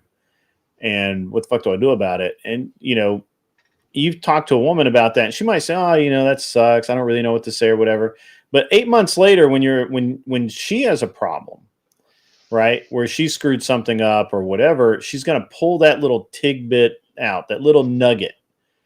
And she's be like, hey, you remember when you did this? You can't talk to me about this. You didn't know what you were doing. You don't understand what it's like to be a woman anyway. Right. So that's why there's just no point in it. Right? Yeah. Well, I was more going on a visceral level that the women that want you to open up to them in that way. Sure. Right. Is what bugs me. Like,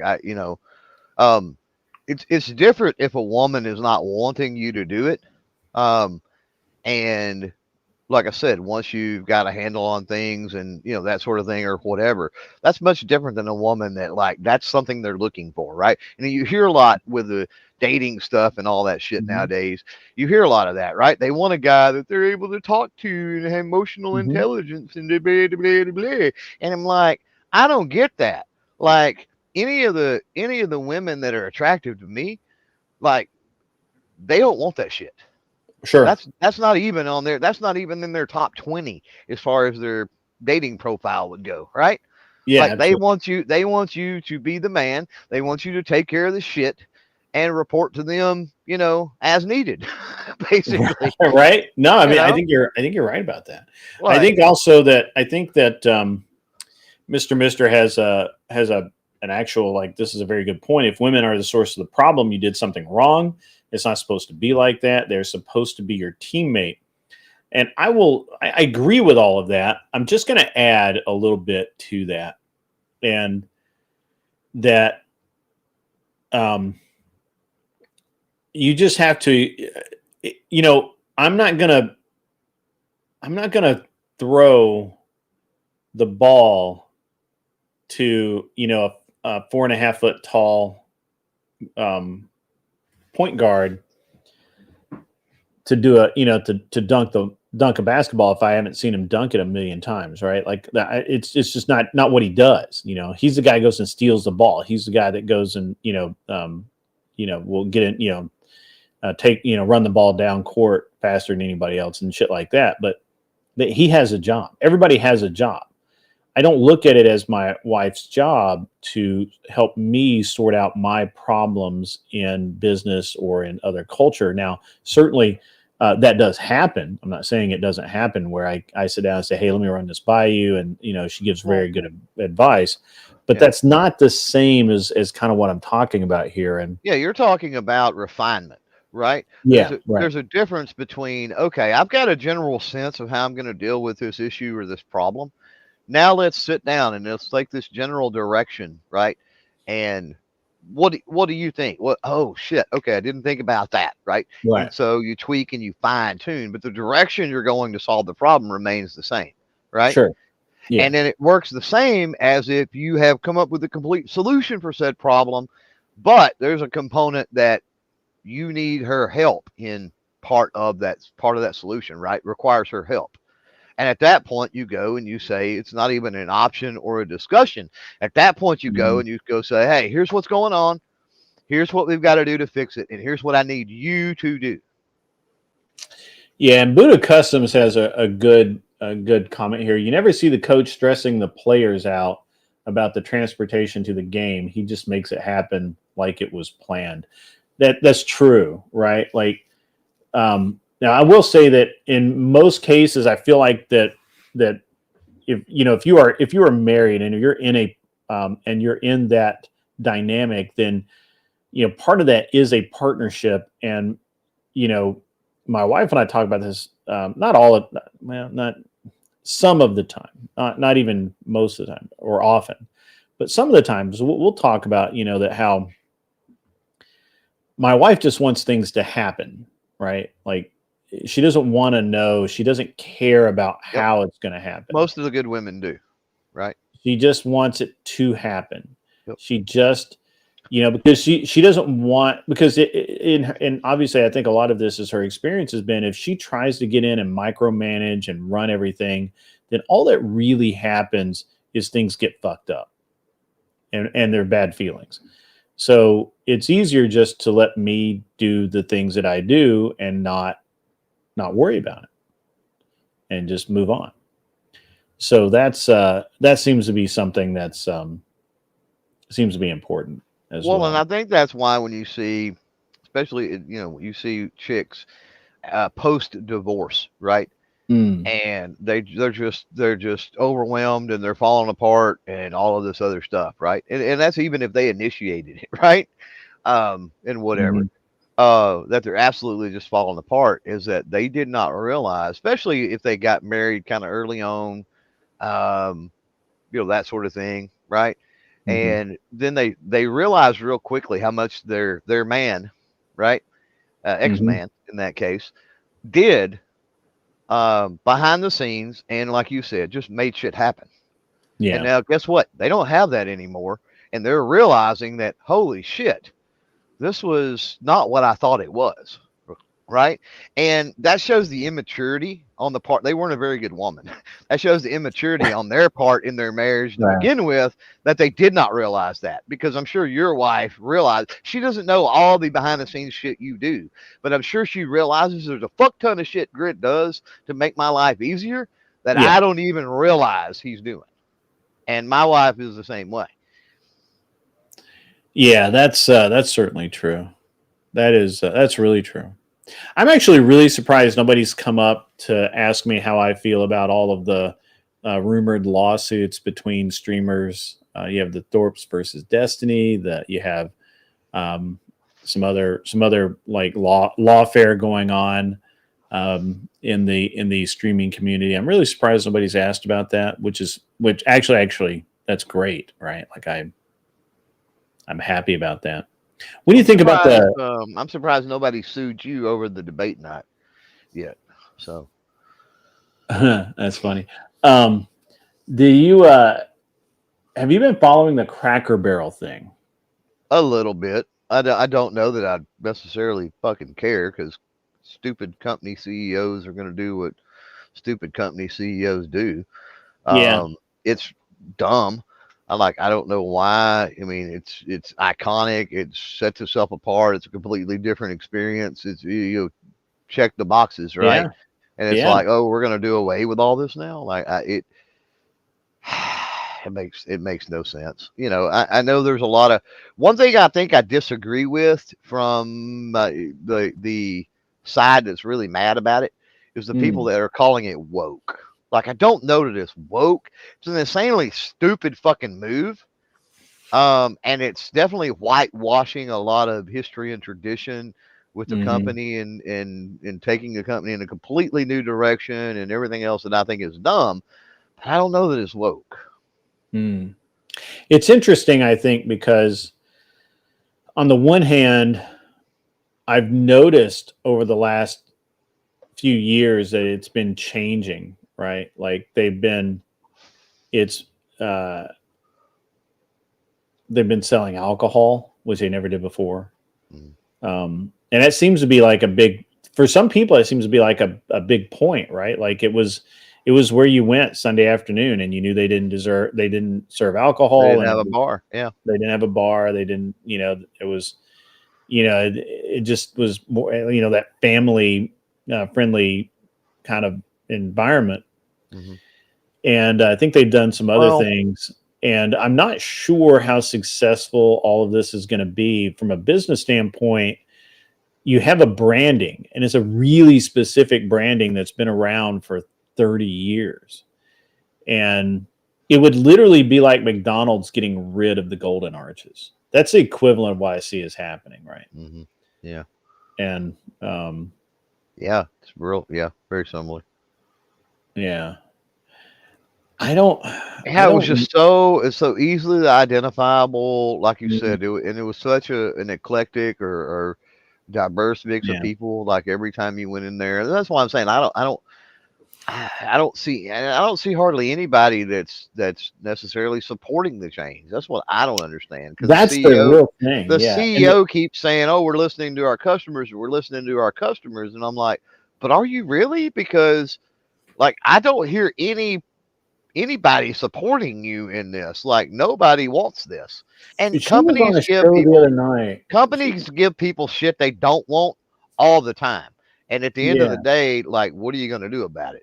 But So, I don't know. she was on a show the other day, and she was saying that there were that they had gotten a lot of positive feedback about the test stores. Now we don't know where those are. I don't know where those are. Right. I can look it up, I'm sure, but also got a lot of negative feedback, and the host asked, like, what are you going to do if people people stop coming there because of what you've done? And the the response was, well, MAGA can eat somewhere else, and so I do think it's, and I don't They have will. corroboration on that, right? Well, Like they I will. couldn't find Yeah. that clip, but Yeah. the thing is that the thing about like McDonald's and Burger King and these chain restaurants, especially ones that are more or less nationwide, you know what you're going to get when you go there. And when you're traveling, so like I have a favorite restaurant around here that I love to go to for, steak and Yeah. other things. It's a local restaurant. It's great. If there was another one out on the road somewhere, I'd be a little suspicious because it's not a big chain. It's not, they don't have the The consistency. procedures in place. So I don't know if I go, if I go to X restaurant here, it's great. If I go to X restaurant in Kentucky, it could be garbage. Right. And so, but the thing about Cracker Barrel and Cracker Barrel was really one of the first to do this, is they made it so that the menu was the same. Mm-hmm. And you knew what you were going to get when you pulled in off the highway. Mm-hmm. And it was great. Well, that's the other thing is their locations along major roadways and interstates too, right? Yeah. That's another thing that plays into them as well. Yeah. Yeah, I don't know. It's like they want to be more like a Chili's or a Olive Garden or a Outback or that's the something biggest along those criticism that lines. I've It's heard. like they that's not you don't go there. I don't choose Cracker Barrel. How do I put this? So you choose Cracker Barrel for the ambiance and that particular experience. I think most people do, right? Mm. And that's what they're doing away with. And it's like that worries me for the company, right? And for the Sure. shareholders and whatever. At the end of the day, I don't give a shit. They could go out of business tomorrow. I mean, it's not really going to affect my life. Let's be honest. Sure. But it just you won't be able to get your roast beef on the highway on your way to GunCon. Yeah, that's true. Usually every trip we eat at a Cracker Barrel at least once. That's true. But there are other places, man. Yeah. There's other places that we could get any of the food there. That was one of the good things about it. I'm speaking like it's gone.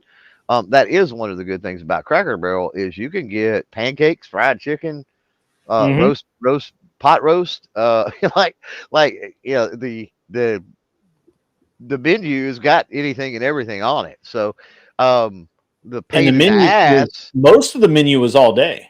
yeah, it is. And the problem with Cracker Barrel, self-deleting, so to speak, is can you still get that type of food? Yeah, you can. But, depending on what you're in the mood to eat, you're going to have to find a different spot. You're not going to be able to get it all there in one place. It's kind of like the equivalency, and this is a very nasty place to eat. I don't recommend it, but late at night or in a pinch, and if you're hungry, is Jack in the Crack, right? Yeah, Like, yeah. where can you go? I agree with What fast food place, right? Straight Mhm. up. Now, I'm not talking about. I'm not saying it's a good restaurant. It's a fast food joint. But what other fast food joint can you pull up at midnight and get a taco, an egg roll, a burger, and a breakfast sandwich? Like, none Yeah, of them, right? So yeah. Cracker None of it's Barrel, going to be good, but it's all edible. well, you had that variety, right? Hmm. And Cracker Barrel was on a way higher level as far as restaurants go. But Cracker Barrel is that way. I mean, you could literally take a group of people to Cracker Barrel, and everybody, there was something on the menu, the pickiest of people you take to eat, and there was something on there that they were going to be able to order, right? And everybody sit down Sure. and have a good meal, and pretty decent food no matter what you ordered. Yeah, I for sure. wouldn't say Cracker Barrel ranks in my top 5 as far as restaurants probably, but it probably cracks the top 10. Yeah. So it's already starting to kind of blow back. The chat is always awesome. So Mullet Baby says she messed up her income. The stock price will make sure she does not get 5.8 million in bonus for 2025. That'll sting. The I also Anson, I also thought that her interview was really fake. And then once again, every company she has had a leading role in has failed or left retail. J. Crew's still around. Godiva is still around. Taco Bell's still around. She sent production offshore to China when she worked for Fisher Price and Mattel. That's crazy. Yeah, it's. But I do believe that she's had. I don't know why she continuously gets hired as a CEO, because she doesn't. She seems to come in and make sweeping changes, and then that do not benefit and often hurt the her employer, and then she moves on. So that's very interesting, I guess. So, but anyway, I think that it's an interesting dynamic with Cracker Barrel and how they've kind of evolved. And this latest is it really removes the concept of Cracker Barrel. Like the opens. It turns it very generic. Very, very generic. So not very good. Yeah, I wonder as they remodel what they're doing with all the stuff on the walls, because um, a lot of that shit needs to go in museums, to be quite honest. Sure. you And know, but they got some value on the walls of Cracker Barrel. mhm. Don't for a second. I mean, just go next time you go in before they change them all. Just walk around and look at the fucking walls. Like, oh my god, at the antique stuff. I mean, hundreds and hundreds, if not thousands of dollars Mhm. of stuff hanging on the walls of that place. Oh yeah. Yeah, and they used to pay people like the American Pickers guys, they used to pay people to go out and find those things for them, the signs and all of that. Yeah. Yep. I know a lot has been donated. I talked to, or let me say that I don't know that, I was told that. So we were having a conversation somewhere in some city. At some point we traveled. It was talking to the may have been Indianapolis we were at, but anyway, or somewhere close. Mhm. And we were talking to the manager there, and uh, that topic come up because I forgot what it was now, but there was some really cool shit on the wall. And I don't even remember the manager was a man or a woman, but doesn't matter. Um, but they had said something to the effect of a lot of that stuff is donated, actually donated, believe it or Oh not. wow. That regular customers of Cracker Barrel will have old, whatever family heirloom, Sure. antique, whatever things, and when they pass away, that's all part of the estate. That, hey, donate this, send it down to the local Cracker Barrel or whatever, Right. So I thought that was kind of neat. Yeah. All right. Yeah. I mean, probably true. Probably true. Donated by the community. That's they got rid of the rosin potatoes too. When I back in 90, 91, they used to do rosin potatoes. They were really good. So yeah, it's a very interesting thing that's happened. Bunch of Waffle House talk out there. Yeah, I saw it. Waffle House. I used to. It used to be the case that the guys at Waffle House cooked the best steak in town because they literally cooked so many of them, and they had it down. And then of course you just nowadays it seems like the job market is very transient no matter what industry you're talking. Oh, I can guarantee you. Yeah. Yep. But especially fast food related places. Yeah. I know. I'm going to say kids because they're younger, but I can tell you multiples here that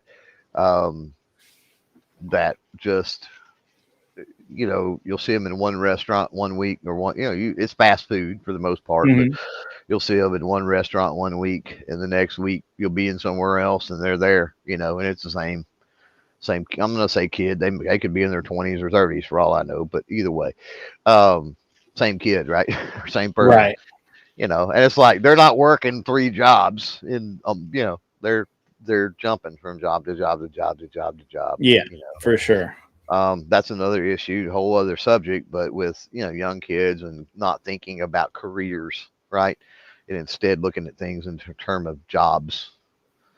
And I blame the government to an extent because they're always pushing the jobs report, right? And we need American jobs, and we need to fucking be pushing careers, not jobs, but whatever. Sure.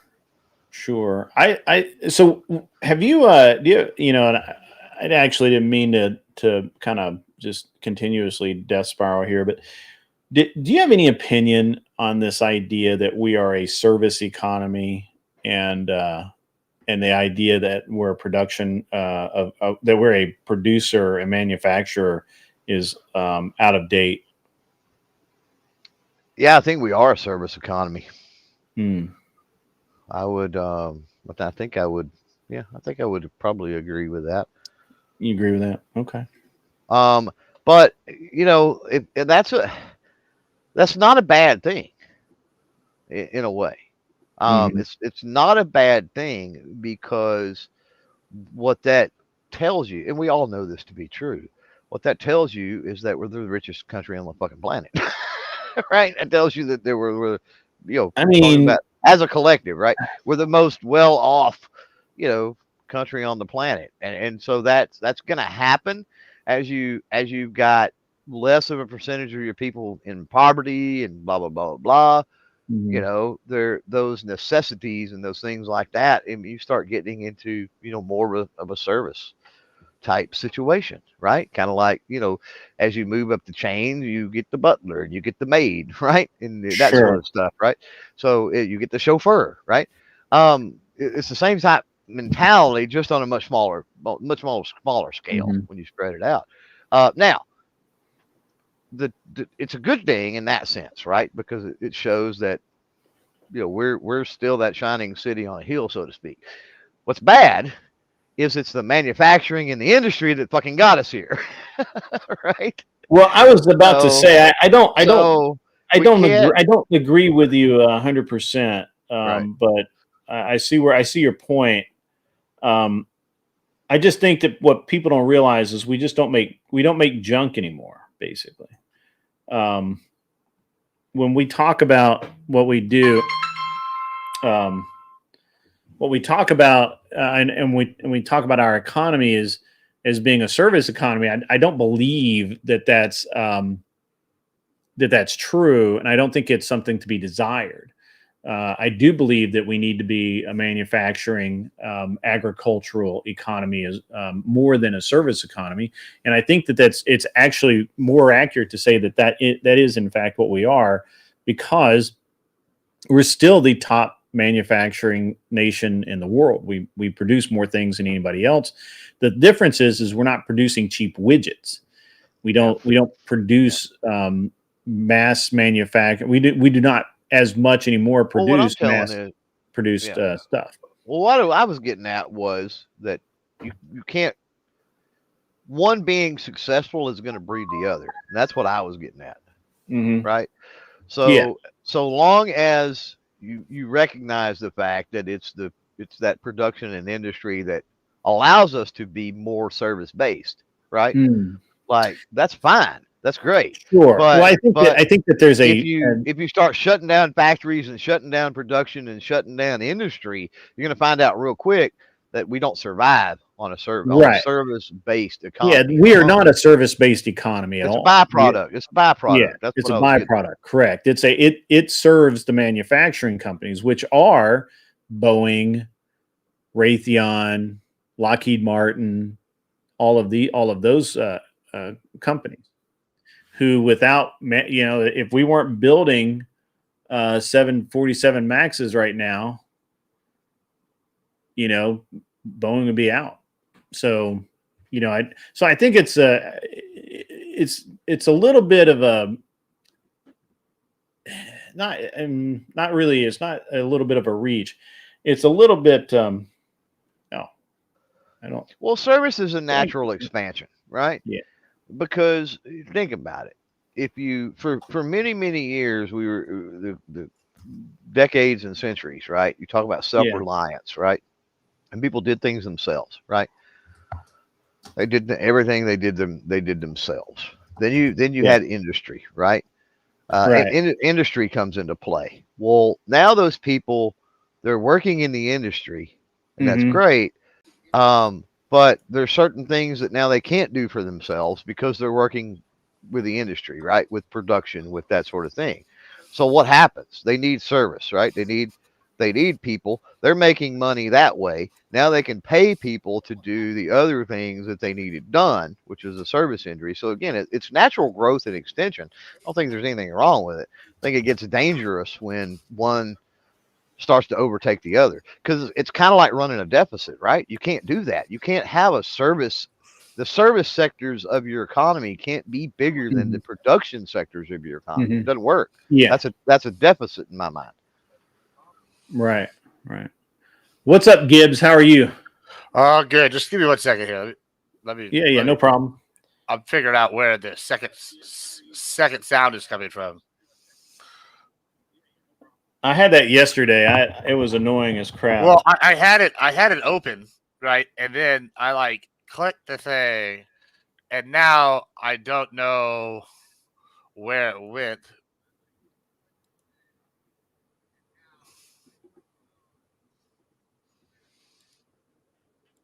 But we'll find it. I did want to hit something y'all were just talking about with the ag and the You've been listening to the whole show, or? I've been listening for a good bit here. Oh, good.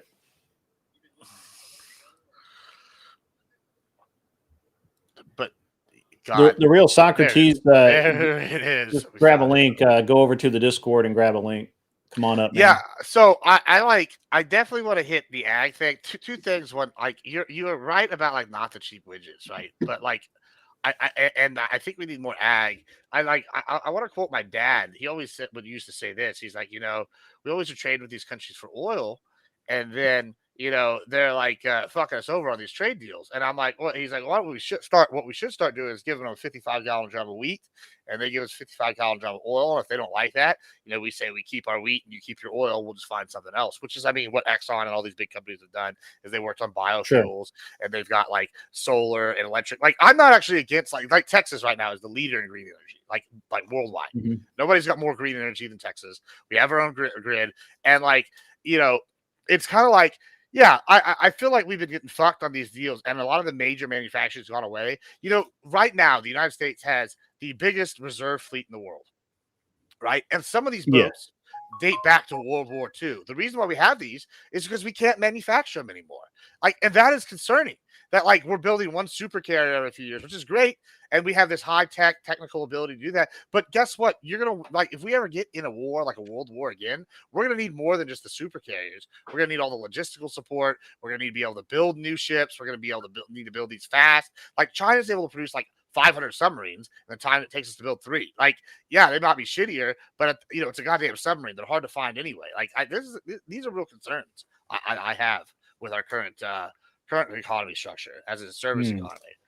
Well, that was something that I'd read not that long ago, because there was about something, and you guys probably are more up to speed than me, because I'm going to butcher this, but you probably get the gist of what I'm saying. But there was something about they were working on the shipyards in the U.S. and being able to produce more U.S. ships, and we're talking about cargo, transport style ships, because of the ability for foreign ships to be able to dock. There was something to do with foreign ships being able to dock, and U.S. ships couldn't dock, and the solution to that was to build more ships, basically. Now, how, I don't remember where I read that, and I don't remember what they proposed the ultimate end game and solution were, but there was something about that, U.S. ships, foreign ships have to pay more to dock certain places, and there were certain places they couldn't dock at all, which raises the cost of goods and that sort of thing. And that had to do with the import-export, the balance of import-export, right? And it was a big deal when you're talking about huge container cargo ships, right? With thousands of containers on them. You add all that up, and it's a lot of fucking money. Well, part of what you're talking about is also geography, right? For some of these bigger ships, specifically the aircraft carriers, right, and cruise ships actually fall in this category too. Is you need the deep water ports, and when I say I mean, I don't actually mean in the deep water, but they need to have be able for them to come in and be sinking or sitting low enough in the water. And Corpus Christi, for example, they had to tear down their bridge. Literally, this was the last week. They just tore down the major bridge they had, and Corpus Christi is the 6th biggest port in the United States, by volume, right? And they tore this down. They've got a new one, and now they can take cruise ships. They can bring aircraft carriers in, and there's only a certain amount of these ports that we have, and that's a big problem. Is that there's only a certain number of geographical locations where we can actually build these, unless we want to take on a project and build this and why would we do that when we have these geographical locations that we're not utilizing? I think that's a big concern that I have personally. Yeah. Yeah. Welcome, Socrates. How are you? You wanted to comment on the opening of the show, as I recall. Yeah. What did I say to trigger you? I'm sorry. I didn't mean to trigger my liberal friend. No, I was just excited that you're streaming at a time that I might be able to come and say hi. Oh, nice. I mean, you had in your title, something around the debt, and that's something that it's something I've been around long enough to see this kind of back and forth of, oh hey, we don't have enough money to pay for social programs. Little Timmy's got to go to school hungry. People are still going to stay on the streets. We're not going to fund basic things we need, our infrastructure. But then, you know what? Let's give a lot of our money away to people with billions of dollars who are, getting $200 billion richer over a few years. I was drawing the comparison between Tennessee, that operates fiscally responsibly as a state that has a $2.1 billion to $2.4 billion surplus. That's fantastic. Yeah. And contrasting that to the nation as a whole, who right now we're running at a $2.1 trillion deficit. If we don't change anything, that's what in December or January when they do the tally, that's what we will have spent, which is a $2.1 trillion in deficit. Mm-hmm. And at the same time, when we are, we have an out of control Department of Education, $800 billion budget. And now that's on top of what people don't really understand about the Department of Education's budget is that's on top of what the states are spending. Well, So if Texas, and I'm just going to pick on Texas for a minute, if Texas spends $3 billion a year, which is probably low for them, but they're backwards, and and they actually have a lot of boosters, so they have a lot of private investment even in public schools. They'll have Shit, our school taxes are fucking outrageous. Well, that's about to change, Clover. I know. No for more some schools. for some No more people. schools. For well, it's not some that there's no more people, schools. that's It's about that to what they're doing is that Texas is getting away with doing away with property taxes not for us. to be used to fund schooling, and because they figured out that they have enough money elsewhere in the budget. The way I read that, any county under 75,000 people is exempt, which means we will be exempt from that fucking legislation. Well, there's a second part to that though, which is the new oil taxes is being expanded to include things like public schools at the like K through 12 level instead of all the money just going to Texas A&M and Texas. Because that's why they're on just a build policy. Also, you brought up surpluses. I just want to point out last year, $24 billion surplus. Right now, the year before that, Texas had a $32 billion surplus. Yeah, Tennessee and Texas always run at a surplus, right? And those surpluses was also part of the push for doing away with the taxes, right? Because we were constantly running such a surplus anyway. Sure. Well, sure. So when what I was trying to contrast is that our national politicians are giving $180 trillion to or whatever it is to Ukraine. I guess it's 180. I think billion, not it's a billion. Yeah, whatever it is. We've just given a bunch of money. Ukraine's getting all the money. Frankly, it's too much money. I can't stand it. You do that really well. You do that really well. But we've given them even more money. We keep giving Ukraine money. We have a out of control Department of Education.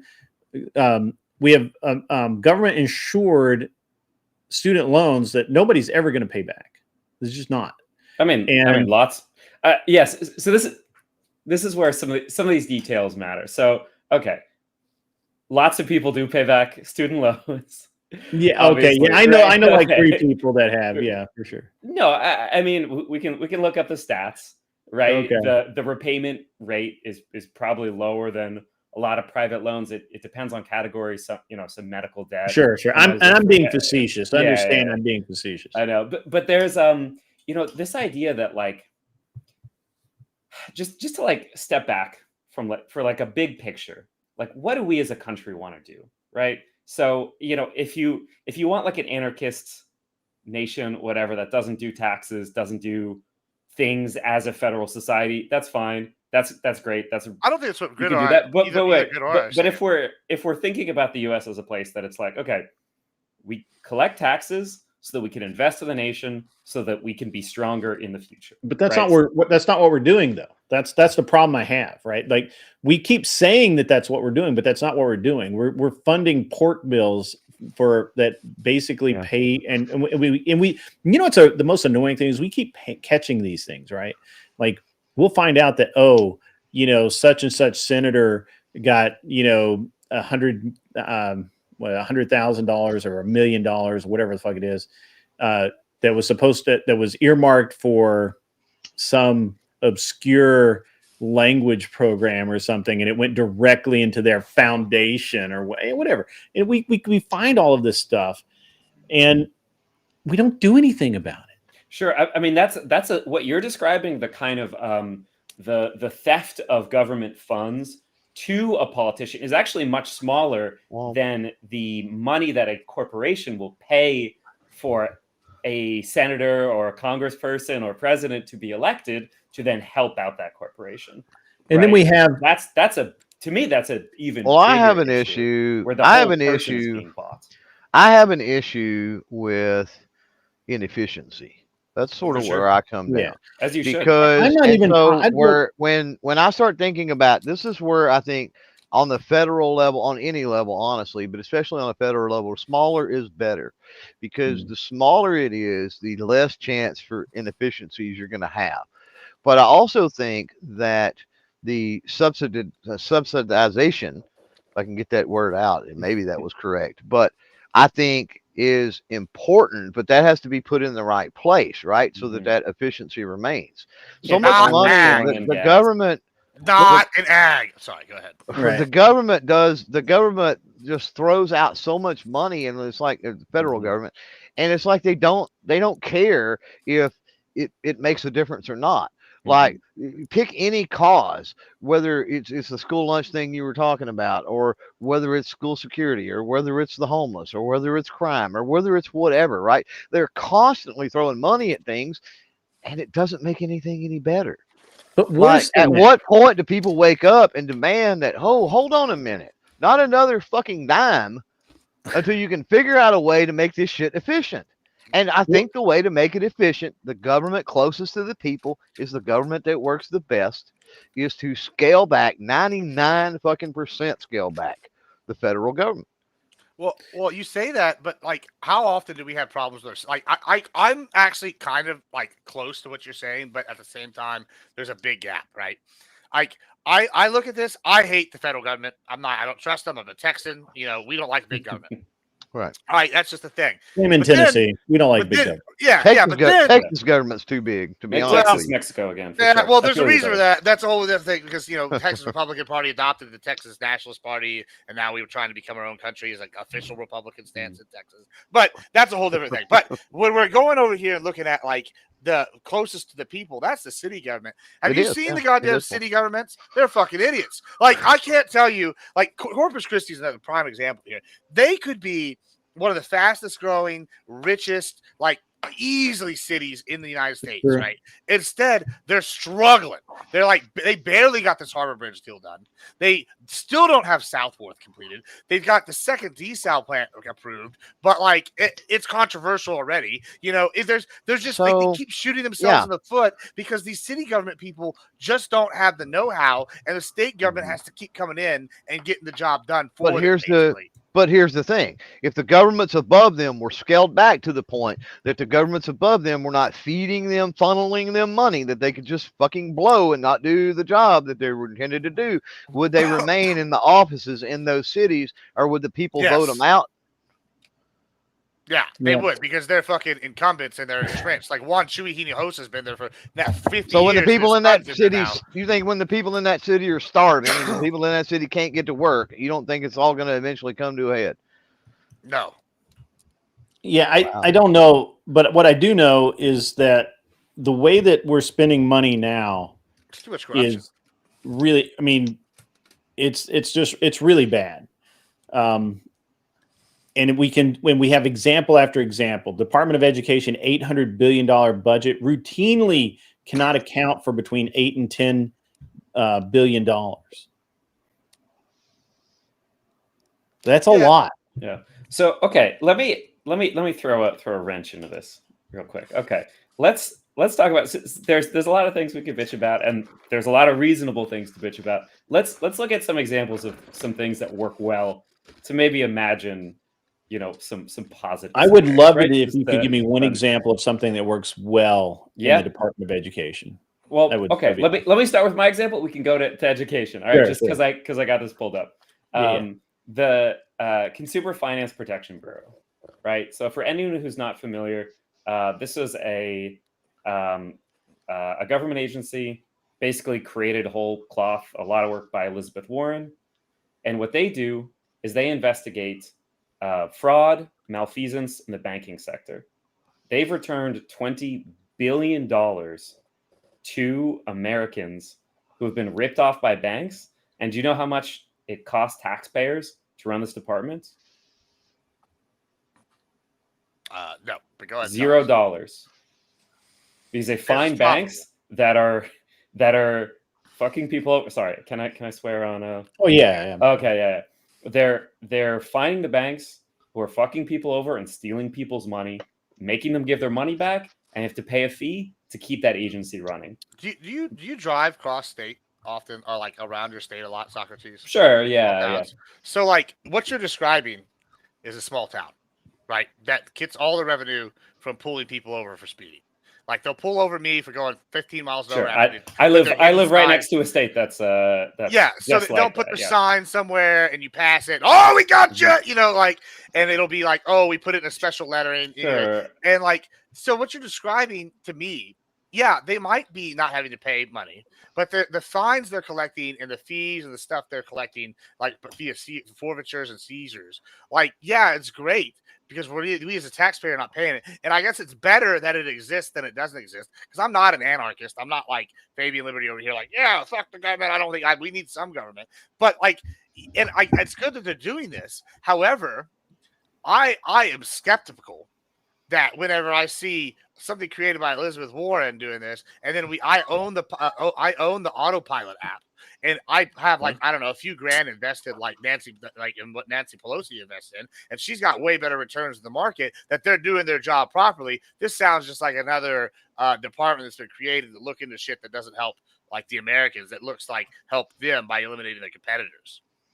So if you want to make some accusation that Elizabeth Warren I am owns making an app, accusations. okay. Well, so I don't want to get bogged down on any. I don't want to get bogged down on any one thing. This is a massive conspiratorial know- allegation. okay. You can't just throw this out there. I don't want to get bogged down on any You know one what the thing. autopilot app is, though? $20 billion to American citizens. Sure, How many- that's great. That's eliminating awesome. their competition, awesome. they benefit. So hold on. That's great that agency did a good thing.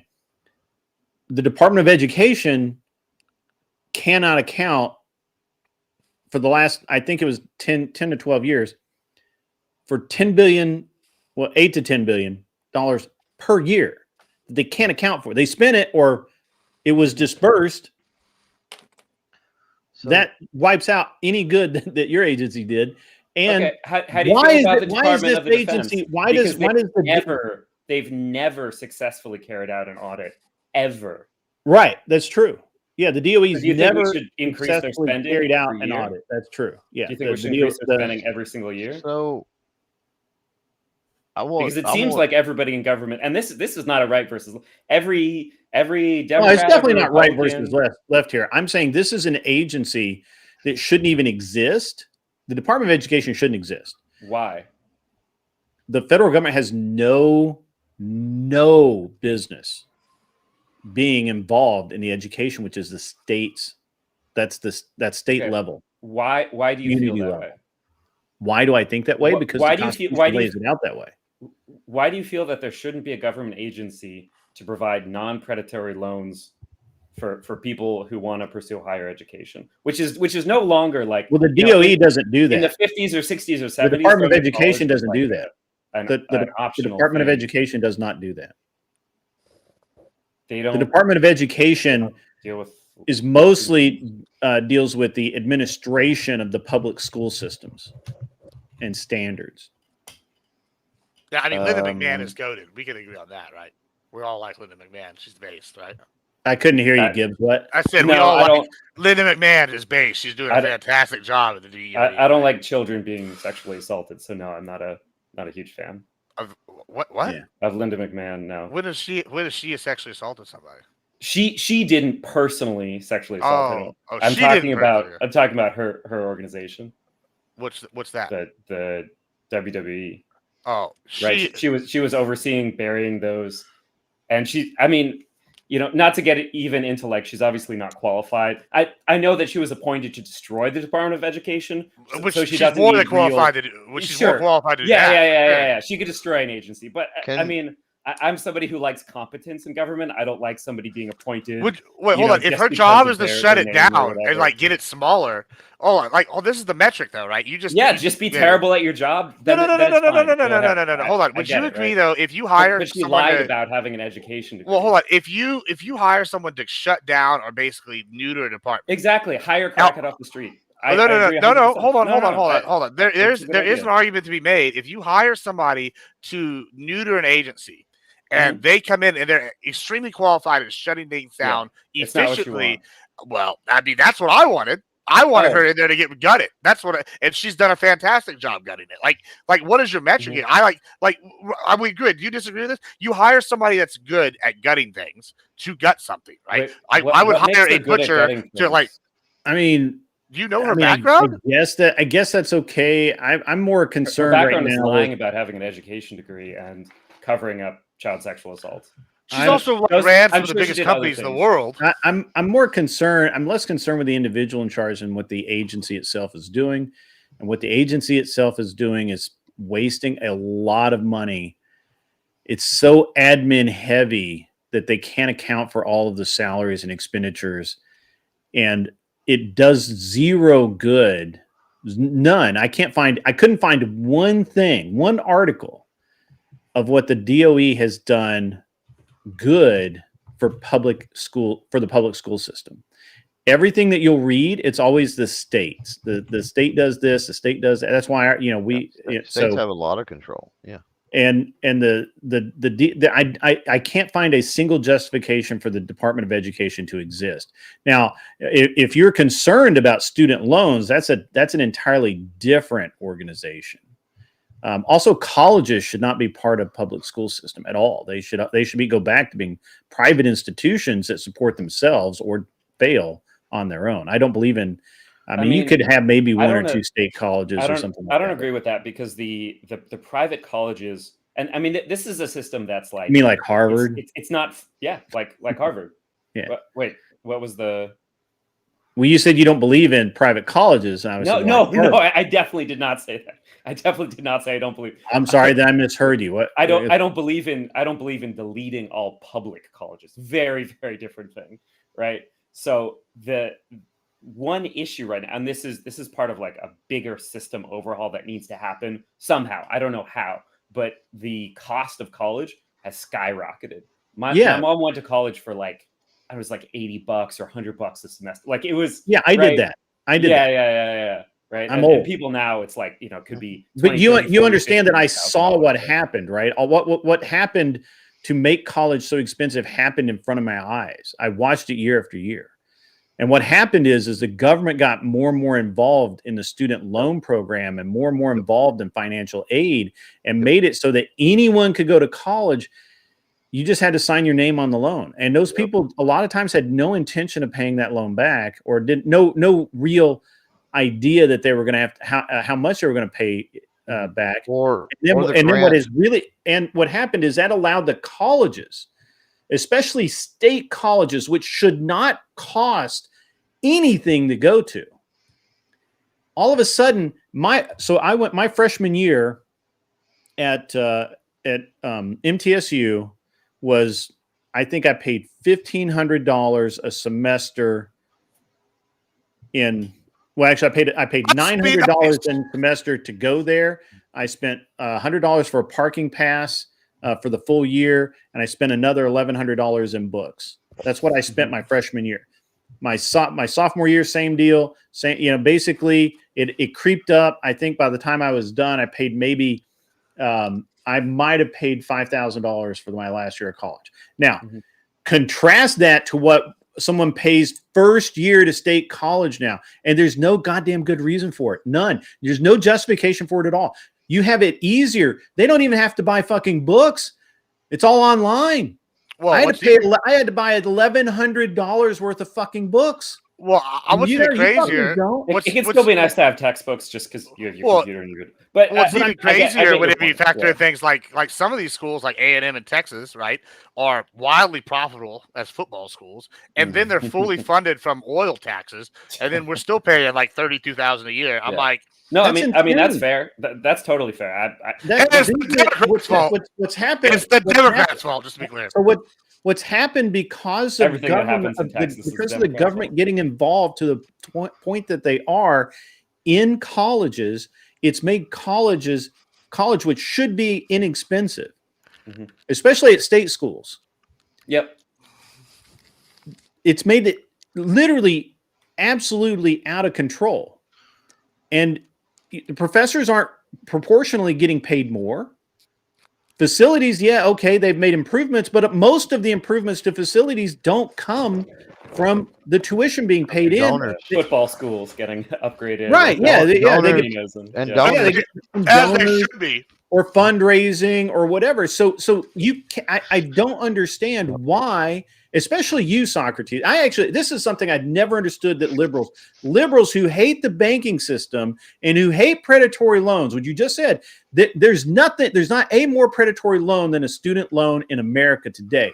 It is literally why people can't afford to go to college, because once they could get a $10,000 a year loan, that's what tuition became. And once that they figured out that they could get a $20,000 a year loan, that's what tuition became. And especially considering that it's a no questions asked almost deal, right? It's not like, okay, what are you going to college for? Well, underwater basket weaving. Well, we're not going to give you this fucking loan because you're not going to get a job when you get out. Like, fuck that. So, like, the loans should be predicated on whether or not, like, it should be treated like a loan. Yeah, like, okay, what is the percentage, the people that go into this field, right? What is the percentage of those people that have a job within the first 6 months upon graduation or whatever? And all of that plays some type of a role. It should be a much more complex. Hold on. There's a big hold on. I actually really want to hear from Socrates. Yeah. This is something he should be as pissed off as I am about.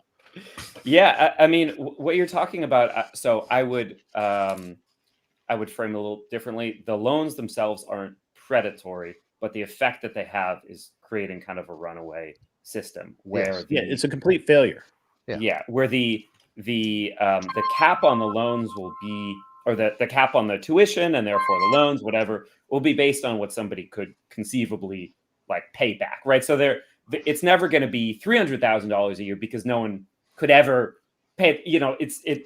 At some point you get to a crazy default or something that it's obvious you couldn't pay. But at the point where they're at now, they're on the kind of upper end of what somebody could pay back. It'll take some time to pay back. The loans themselves, the student loans are way less predatory than other loans. The actual loan contracts themselves are much less predatory than like most other loans. I 100% reject that. I'm going to tell you why. Here's why I believe that. Because when I went to school to get a student loan, I could only get that loan if my parents did not make X amount. Mm-hmm. Right? My parents were expected to contribute to my college. So we're talking about slightly different things. That was a student loan for me to go to school. That wasn't a grant. That was a student loan. Went to the bank, filled out the paperwork, and my parents were expected to contribute to my education. There was a lot more vetting of the financial. I was responsible for that loan.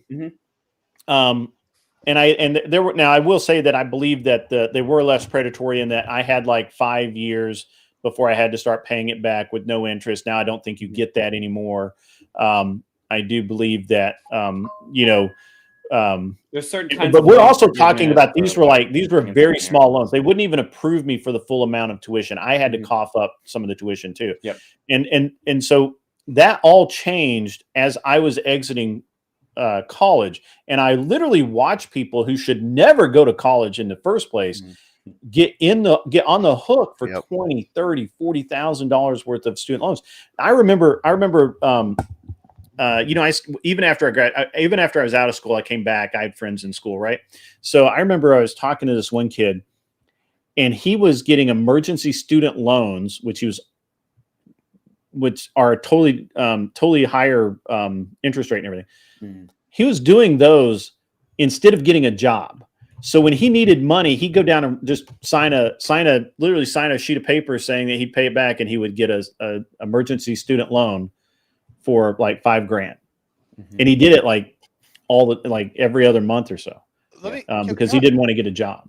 And so I kind of have to. I'm going to keep pushing back on this. There's nothing good about student loans, especially for state schools. I could actually see it if you want to go to Harvard.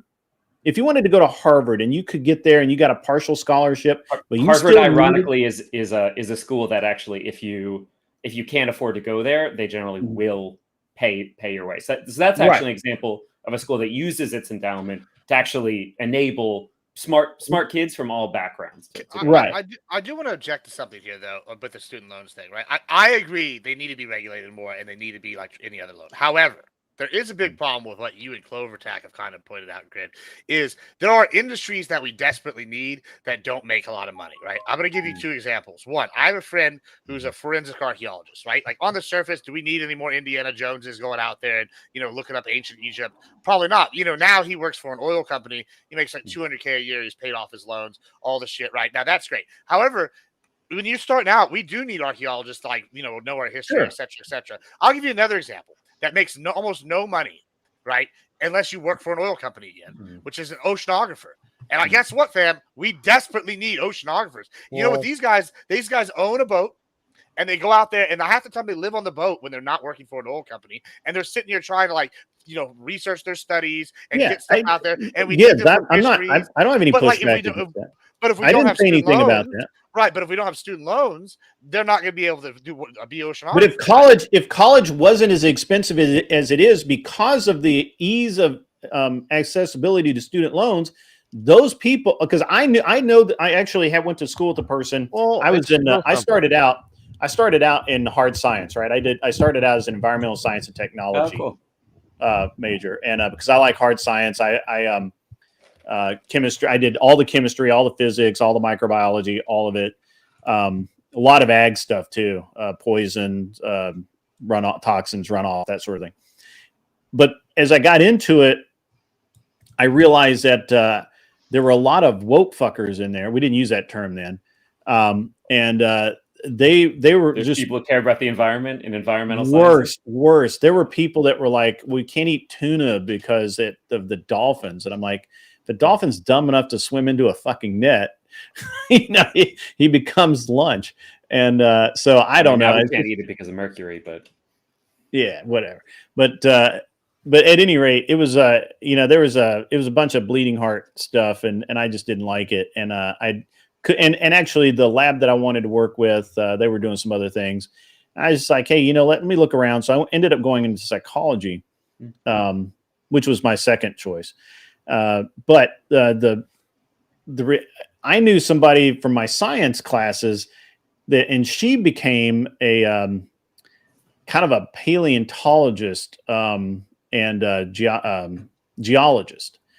So, and she was able to find work. Now, it wasn't, I wouldn't have worked in that field because I wouldn't want to live out in the middle of Nowheresville, Colorado. And I wouldn't, I just didn't, it wouldn't have been the lifestyle that I would chose, but that's what she wanted to do. And then she was able to do that because the college cost what she could afford to pay without going into debt, without taking out all these student loans. I'm sure she had a few, right? Because I did, and I'm sure that she, I'm trying to remember, she probably was a resident for the dorms at some point where, she was a dorm, the fuck they call those people that, dorm manager. RAs. Yeah, RAs, thank you. It's been a while since I've been in college. I'm sorry. And, but I've watched all this happen over the years where it went from reasonable tuition to absolute insanity. And I would agree actually with Gibbs. We do need people in all kinds of fields. I don't have a problem with somebody that wants to, that actually wants to go to school to be an archaeologist, to be a specialist on Roman and Gothic architecture. I have a buddy of mine who's an architect. He went to school to be an architect. I have no problem with that. The problem I have is that they get into these student loan issues where it takes their entire life to pay them back, and they're gaining all of this interest and they can't get out of them. So we can do better in this country. You've also got do way better in this country. We can absolutely stop this predatory student loan. Well, wait, we've also got another issue though. We've got another issue here, and this has gone on as long as I can remember. You've got people that, whether they should have went to college at that particular point in time or not, I guess that's neither here nor there, but they do, and they go into whatever field that they wanted to do that since they were a little kid, right? They're in it for 5-6 years. They're tied up with all these student loans for decades or whatever it might be, and then they realize I want to go do something else, right? Mhm. And then so either they go back to school for something else, which entails more student debt and student loans, right? Or they find another way. What gets me is I don't understand, and this is sort of what Gibbs was saying with the archaeology thing, right? I don't understand why we can't go back to some old school mechanism that of apprenticeship, right? Like I sure think apprenticeship is great. why do you have to go to college? It's because I got to have that degree to get this position or get this job. Why can't I not work under, why can't I intern for 4 years, 5 years under an archaeologist, right?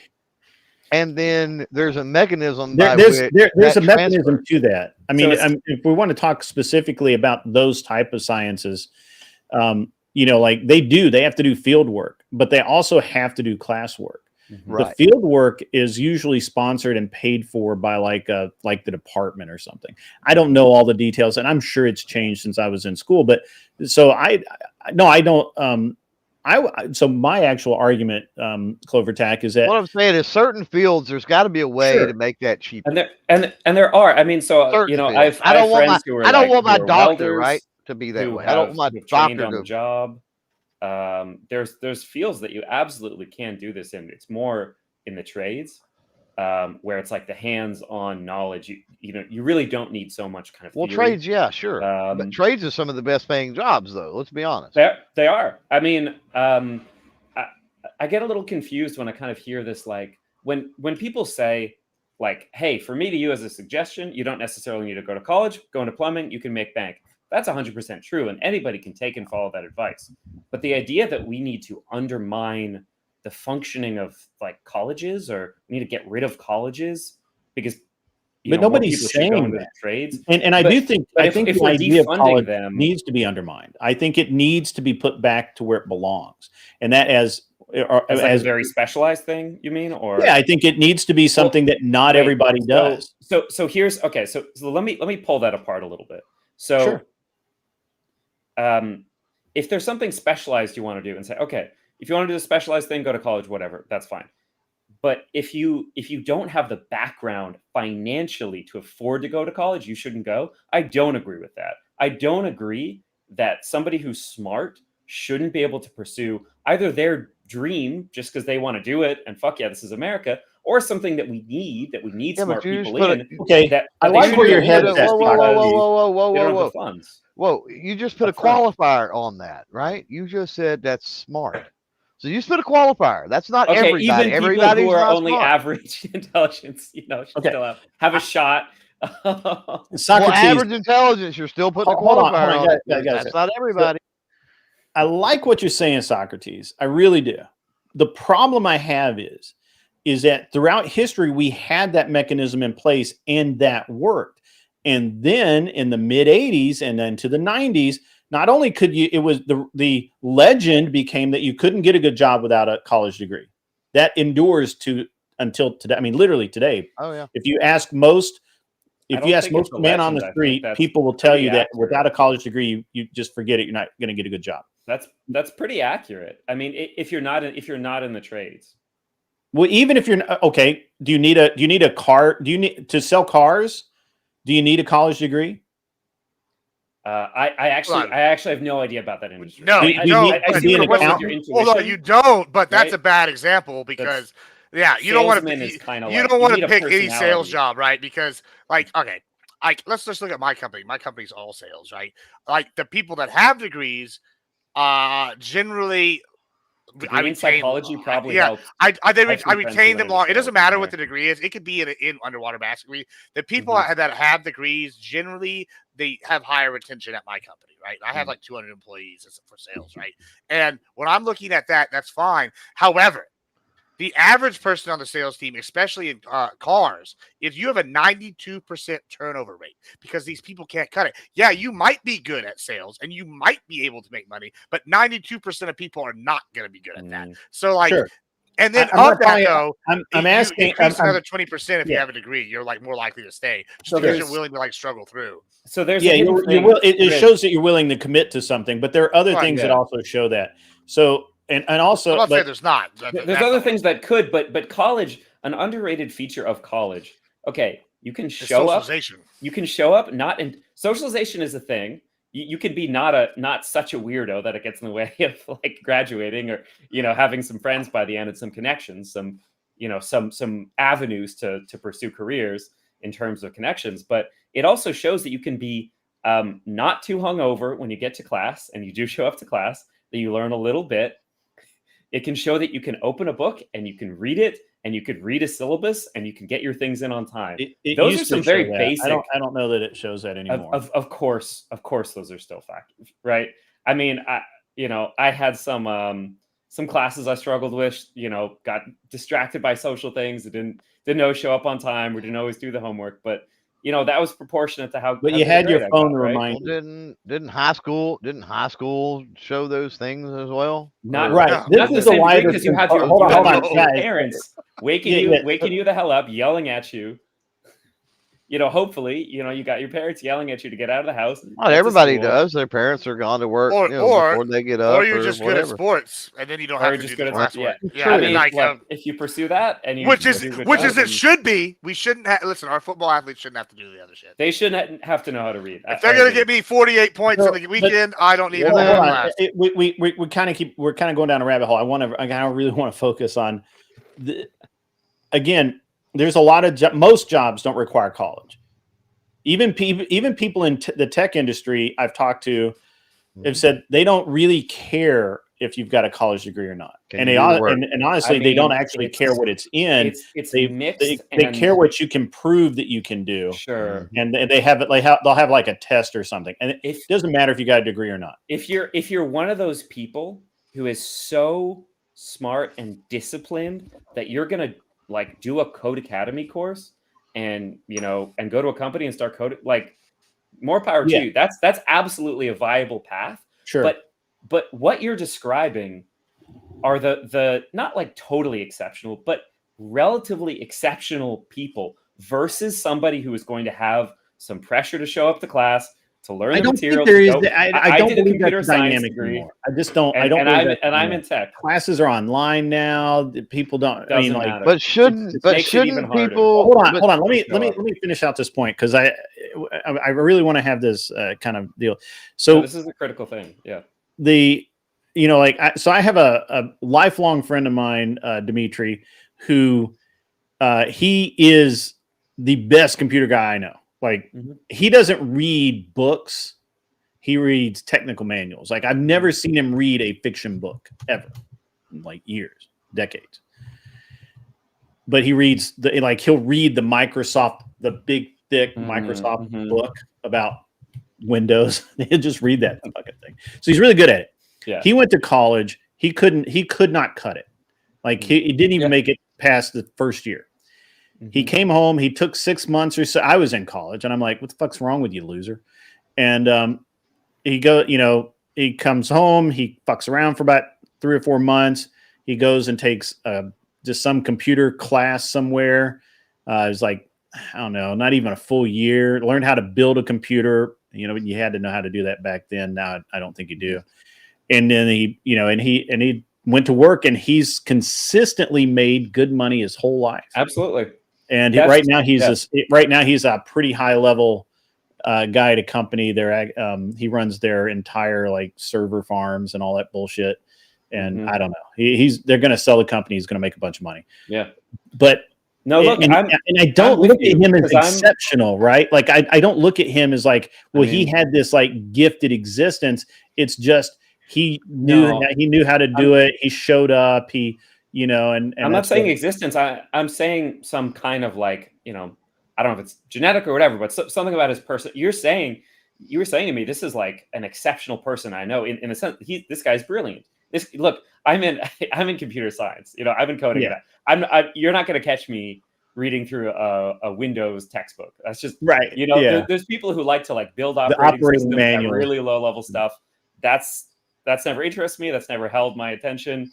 You know, I'm someone who I struggled in school, and some of the things that I love about computer science, I mean, I'm one of those like ADHD night owls, you know, struggle sitting in class, listening to a lecture. But if it's, you know, just me working on some assignment, maybe late at night, 2 a.m., coding up a storm, that's great, right? So I have, there's a lot that you're saying that I 100% agree with. One of the beautiful things about, and I'm not saying that all college is bogus. I'm saying that for probably 80% of the people currently going to college, it's a waste of time and money. 20% of the people that actually go to college probably get something out of it. I think it's a lot more than that, and there's a feature which is missing from this conversation, and frustrates me that it's usually missing from the conversation, which is college is not only the technical skills to succeed in your career. It's not only the socializing, which is not a trivial thing, by the way. The fact that you're, you know, meeting people from maybe all over the world, all over the country, different walks of life, and learning how to think in different ways and broaden your horizons. That's not a trivial thing. You're in the world without being in the world is kind of the way that. Sure. You know, it's kind of an incubator situation. Yeah. But there's another aspect, which is the liberal arts education, and I mean liberal arts in the technical term liberal arts. I don't mean okay. Okay. I love this part of this conversation. This is actually a part of the conversation I really love, because so I'll take it back to so I personally believe we need to take the education in this country back to right around mid 1900s, like 1920. And by that I mean that you have you go to school till about sixth grade, what we will equivalent of sixth grade. You learn reading, math, some social studies, that sort of thing, nothing big. And then you go to fucking work, unless your parents want you to, or unless you show talent or want to, and then you go on to a finishing school, which we call high school now.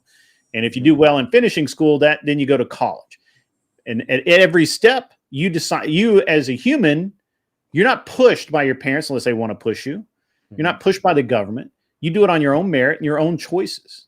And by the way, I also believe that people should be full-grown functional humans by the age 18, not 24, not 25, not 28, not 30, not 50. 18 years old, you should be a fully grown functional human being. So I don't disagree with the end part of that, but to like, okay, can I ask it's not that personal, but a semi-personal question, because I think we had some. I have nothing to hide, brother. Maybe like a previous, couple conversations ago, you mentioned that you were maybe in a tax bracket that Mom Donnie would want to tax more, right? Something like that. Do you have employees, or can I ask like roughly how many? At one time I had 60 employees. Yeah, at one time I had 16. Yeah. Sorry, that was 16 or 60? 60. 60. Damn. I mean, first of all, respect. That's really impressive. But what you're describing to me sounds like a dude who wants more like lower cost employees, right? Oh no, I don't know. I actually I hired all ranges, to be honest with you. I had really, really high-end skilled people for really, really high-end skilled jobs, but I also had people who just came to work. It's a range based on the requirements. It's a range based on requirement. And I've watched my whole life. I've watched young men struggle because they had to pay for college, and then they didn't even understand why they were going. They didn't need it. They were never going to use it. And I'm not talking about, like, most people, when they talk anecdotally, they talk about maybe one or two people that they've known. I've known hundreds of people that have worked for me over the years. Hundreds. And it's really kind of the same thing over and over and over again, where you have someone who is going to be a painter in an auto body shop. And he could have been done and in the workforce at 18. He could have just done an 4-year auto body course and come out and gone right to fucking work. He would have been the best painter, and he'd have made not a fortune, but he would have done really well. And instead what I saw these guys struggling through college, and they couldn't keep a good job. They couldn't keep a job because what were they? They were too busy in college. They had to study and do all these things. So, and by the time they get out of college, they feel like they've fallen behind because all these other guys were 18 and they didn't go to college. So I've seen that side of it. Yeah. And then I've seen the guys, I've seen guys like myself that I went to college. I think it's the worst investment I've ever made in my life. Also, I gotta go. I gotta. Yeah, we'll see you, Gibbsy. You be good. Yeah. I read out. You have Appreciate it, man. Good to see you, man. Thank you for coming by. I'm actually, in theory, I'm going to end. I know you're ending like right now. Yeah, it's all right, man. So, but I've hired like really high end, really highly educated people. My wife has 2 masters, right? She has a master's in finance and an MBA. Her MBA is from Berkeley. Nice. Cost $250,000. I paid for it. It sucked, but whatever.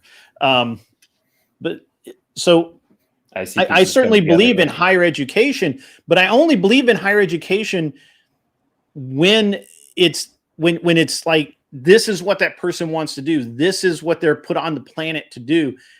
And because I personally feel like that if you force someone to endure college because it's expected, because everyone, their whole life, they've been told you got to go to college, got to go to college, got to go to college. If you force that on them, it's the worst possible thing you can do to that person, because it takes 4 years of their life that they probably could have spent better working and earning and making a good living for themselves. It's 4 years that they're not competitive in the job market. It's the amount of debt. And 4 years of college right now is very easily and very likely to be $350,000 to $400,000 for people that are going to go out and make $60,000 a year. It's insane. It's insane to ask people to do that. And yet we do. And people defend this all the time. And to some degree you did. I admire the fact that you did not actually, come at me with everybody has to go to college. I respect that. No, I don't feel that way. And I wish a lot more, because I feel like we're apart in degrees. And I wish a lot more conversations on this topic could be like this, where you acknowledge there are things that a college degree can absolutely be useful for. Oh, absolutely. And I acknowledge, I had my high school was the merging of a, I don't know what you call it, some kind of high school and a technical school. So we have technical in high school, you can major in automotive. I did like a survey course and I did automotive, and I'm like, all right, this is really damn fun. I can see, working really hard to get really good and racing my friends at taking a tire on and off with, really fun, like air, compressed air, bolt, not remover. Impact wrench. Yeah. And learning to not drink antifreeze, even though it's blue, fun stuff like that. So, everything that you're saying, I agree within degrees. I think, there could be just things that we've seen in our life that have tended us towards seeing more people in one situation versus another. For me, a kind of broad, like, awareness and understanding of the world and acknowledging the kind of like pace at which technology has increased, for me, make college a really important, just general thing for, like, I don't know which founding father said it, but like an educated populace is the lifeblood of a democracy. I think that's a Jefferson quote. Jefferson, in addition to the blood of tyrants. Right. The idea that people understand, something outside of some awareness of just what's in front of them, that they have some big picture understing, to me is not an optional thing. I agree with you. However, it's where we seem to have where the chasm exists is in what we consider educated, right? Because tell me about that. Right. So you educated probably means that you've done a full year, full range of high school, you took liberal arts classes, maybe you took a psychology class, you have a foreign language class, you have all of these different things, and then you go to college, and as a well-rounded college student, you take maybe another foreign language, you take some philosophy, you take some ancient history, that sort of thing, as part of your college. What I'm saying is that, first of all, I believe that, and this is just a personal belief. I don't think that this has any real weight in reality. My personal belief is that people that want to learn will learn. People that don't want to learn will just hate you for forcing them to try and learn. And that's just my personal. Definitely can be a factor that, I'm, like I said, I'm somebody who really struggled with, especially lecture classes. Yeah. And so while I certainly want most people to understand and have read the works of Conan Doyle and really be able to discuss Sherlock Holmes, the fact is it does no good in society for someone to be able to do that. Right. Now I could say that you could, just to clarify, you're saying if somebody fails to learn American or world history because they are forced into it and can't and aren't paying attention, or are you saying that American history is one thing, American or world history so is here's not a an asset problem. to the nation? Here's a problem. You can't learn all of American or world history. I mean, you can learn more. Like, right, knowing, but you can knowing learn a little bit is a hell of a lot better than knowing none. Right. Okay. So if you take what I would consider basic American history, could be completely different than what you consider basic American history. And so we can't come to so that's something that people should explore for themselves. I mean, I don't, if they want to, right? I'm not sure if I'm really following. I mean, what, well, I mean, like I read the biographies of Daniel Boone, and I read Davy Crockett, and I read Sam Houston, and I've read all. I actually read a lot. I mean, clearly you have like an interest. You weren't forced into reading all. Right. Exactly. Yeah. And so the basics were fine, but I did more. Yep. Now, not everybody's going to want to do some that. direction that. Right. And not everybody's going to want to do that. And so you have to, and I hate to say dumb down, but what you have to do is what we really should be more concerned about creating is not this idea of this intellectual. What we need to focus on is a well-rounded human being that at the age of 18 is ready to enter the workforce, whether they go on to college or not. And we're not doing that anymore. What we've done is we've infantilized most of our society to the point where 18-year-olds, people don't even want 18-year-olds to drive cars right now. Like they're not even like there are some places to be that fair, Dukes of Hazzard time. Right. Well, I mean, they were driving particularly responsibly back then. Sure. Well, again, but if you look at the way the generations have gone, right? In my generation, I walked to school. I took care of myself. My parents, I went to camp by myself. I did all of these things. Now there are literally people who when their kids are 18 years old, don't want to even let them out of the house and don't want them to go to a college far away. And with good reason, because nothing in our education system actually prepares these people for real life, even college. And so what we end up with is a society of people who can't really take care of themselves. I was cooking my own food because I had home ec, which I don't have in school anymore. I was cooking my own food when I was in like 5th grade, 6th grade. My mom also taught me, but my son, use me as an example. He's 15. He can cook his own food. He can feed himself, dress himself. He knows how to do the laundry. He's a fully functional human being. He reads voraciously, way more than what the school requires. Now, he does go to a private school, and it is an old school. The school that he goes to was founded in 1870 and has been continuously operating ever since. So it's an old school. It's got a lot of history, and he loves everything about it. And so he does pretty well. But if you take him out and put him in public school, he may not do as well. My wife and I actually have that conversation a lot because she has wanted, she's got a friend of hers that had her kids at magnet school, and she's like, well, we can test him into the magnet school and maybe he'll like it there. And I'm like, no, I don't think so, because doesn't have that sense of history. His school is like being in college. Mm-hmm. He has block classes where you have A, B, C days. Yep. And I had something like that. You could choose actually some of your own, and almost. He has to. So his campus, the campus of the school, is like a college. He has to go from one building to the next building, across the street to the next building. So when he goes to college, he's actually going to be like, he's been at college for the past 6 years. And right now, we talked last year, we had this whole thing about college, right? My wife's big on college, and she's like, well, she wanted him to, obviously she would like him to go to Harvard, Yale, somewhere like that. Sure.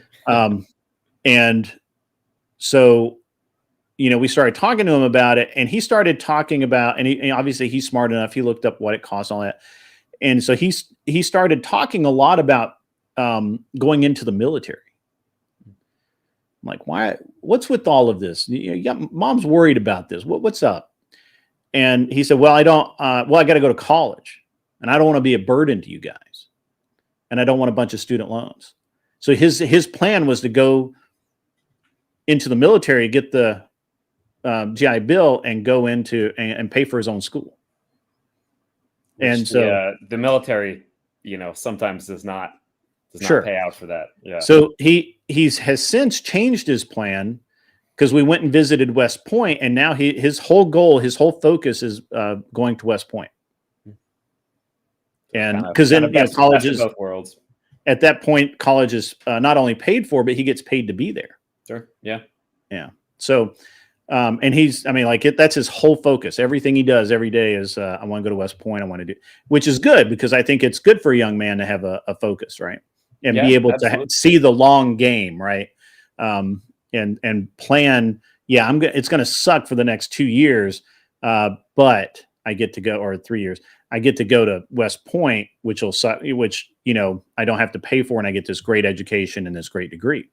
Yeah. So that is his point of view. When I contrast that to his classmates' points of view, it's insanity comparatively. Like one of his classmates is literally, they just changed schools because my son's school actually discontinued their football team because they didn't have enough participation. Mm-hmm. So they don't have a football team, and the only way that this other kid's going to be able to go to college is if on a football scholarship, which is insanity to me. Like, why would you count on that? That's dumb. Don't do that. I mean, so it sounds okay. Looking at some points of agreement, it sounds like we agree that if somebody, at a pretty young age really has like a passion for something, knows what they want to learn. If it's archaeology or automotive, and that's the direction that they should go, right? So it sounds like I think to some degree that's true. Yeah. At least it should be supported and not. Yeah. And people shouldn't be put in boxes, which I think our current education system tends to really do. It puts people into boxes. Yeah, I mean, a lot of the, I have issues with the No Child Left Behind Act that put a lot more emphasis on these kind of standardized testing that is a really one size fits all, doesn't leave room for the professionals that are teachers to actually teach their class. And you're just kind of running from one test to the next. I think we're getting into some useful nuance. I want to be respectful of your time. I know, and I've got to get to some stuff as well. But I like the nuances that we're getting into, where it's like, I wish that this were the kind of conversation that were happening around education, and not these blanket statements of college is useless and they're indoctrinating all the kids into being liberals, or people who go into the trades are uneducated. Or I agree with you. I haven't heard that a lot, but I don't know if I've ever heard that. But I would argue with somebody who said that. And there's a lot of ways to have an education. It's not just book learning or being in college or whatever. But we live in a very interconnected, very technologically advanced time with a lot of very complicated systems that didn't exist 100 years. You're talking about 1920. That's 105 years ago. But look at what we had during that period of time. Look at what we had. 20s, we had a depression, but 40s. But we had Edison inventing the light bulb. We had Tesla doing all kinds of crazy experiments.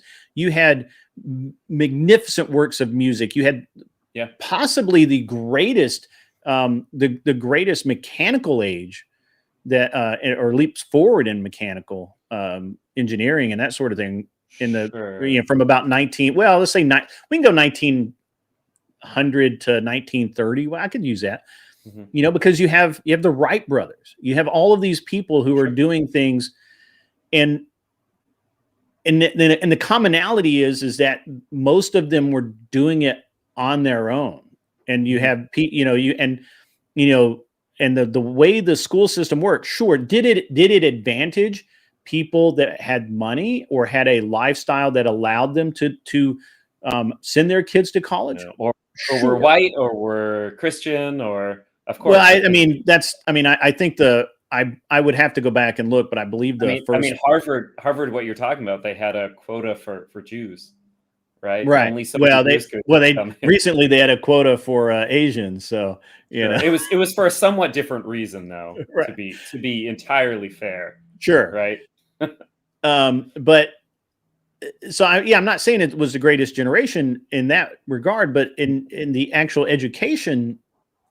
In the way that we looked at things, you had great writers, Conan Doyle, a bunch of other people.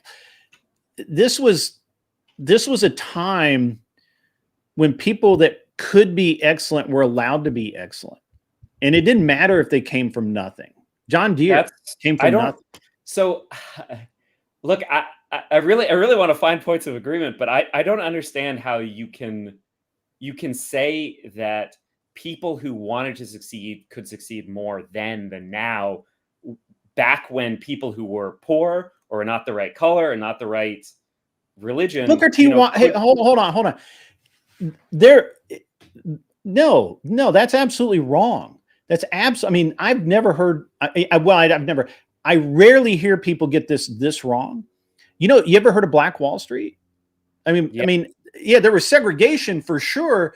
But honestly, I think that most people from that and of course they're getting fewer and fewer, they would have agreed that, hey, this wasn't all bad for us. We had our own banks, we had our own stores, we had our own everything. And then it all went away. And when they went to desegregation, it all went away, and it got to some degree. Do you know why we don't hear about Black Wall Street now? No, nobody wants to admit that was a thing. Because it was burned to the ground. It was burned to the ground by. But that's not why you don't hear about it. Is it wrong to say that those were racists who burned it to the ground because they were? There've always been hateful people in the world, but that pointing burned to Black Wall Street to the ground. I'm having a hard time following. I think what you're saying here. And maybe I'm not making the point clearly. I don't know how I can make the point is that they weren't doing worse. They were doing fine. They had their own money. They had their own banks. They had their own neighborhoods. They had their own stores. They had everything. It was only because talking about like pre-integration is the line. Yeah, pre-integration. Yeah, like integration of the schools or integration of Jim Crow. Integration of the communities, which ended up at the integration of schools. But even then, you had people, you had plenty of scientists, you had plenty of people who were doing, not plenty, but a fair number of scientists and that sort of thing that were even of all races, really. Even Asian and Oriental. People always forget that the Orientals and Asians, Chinese, Japanese, Korean, were basically seen as massively inferior people. And yet they built a whole railroad system in the West from California to Colorado. Those were unbelievably exploited people who. Correct. Right? They were unbelievably exploited people, and yet they were still dying in massive numbers. And yet they still managed to invent things. They still managed to have a good life, and now they're seen as being And now today they have improved year after year after year, and now they're seeing that it was literally 2 years ago, I think it was, Harvard finally settled a lawsuit because they were keeping them out. Because they're doing so well now versus back then. Yes, because they didn't. Yeah, because why wouldn't they? They just adapted and moved on.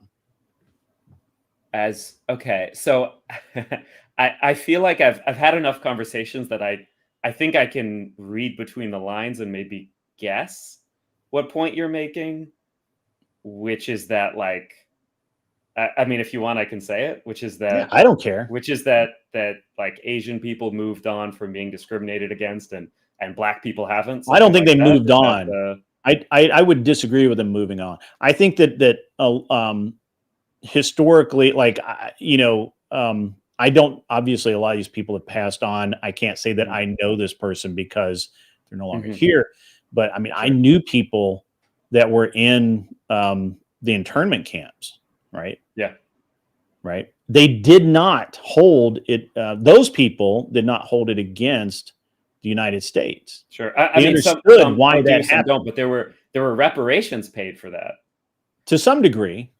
But yeah, I mean, yeah, to some degree, but you those pro reparations were paid for... because they literally took their homes, they took their land, and then put them there. They didn't pay reparations because, well, we just put you in this internment camp because we were scared of you, which, it was a time of war.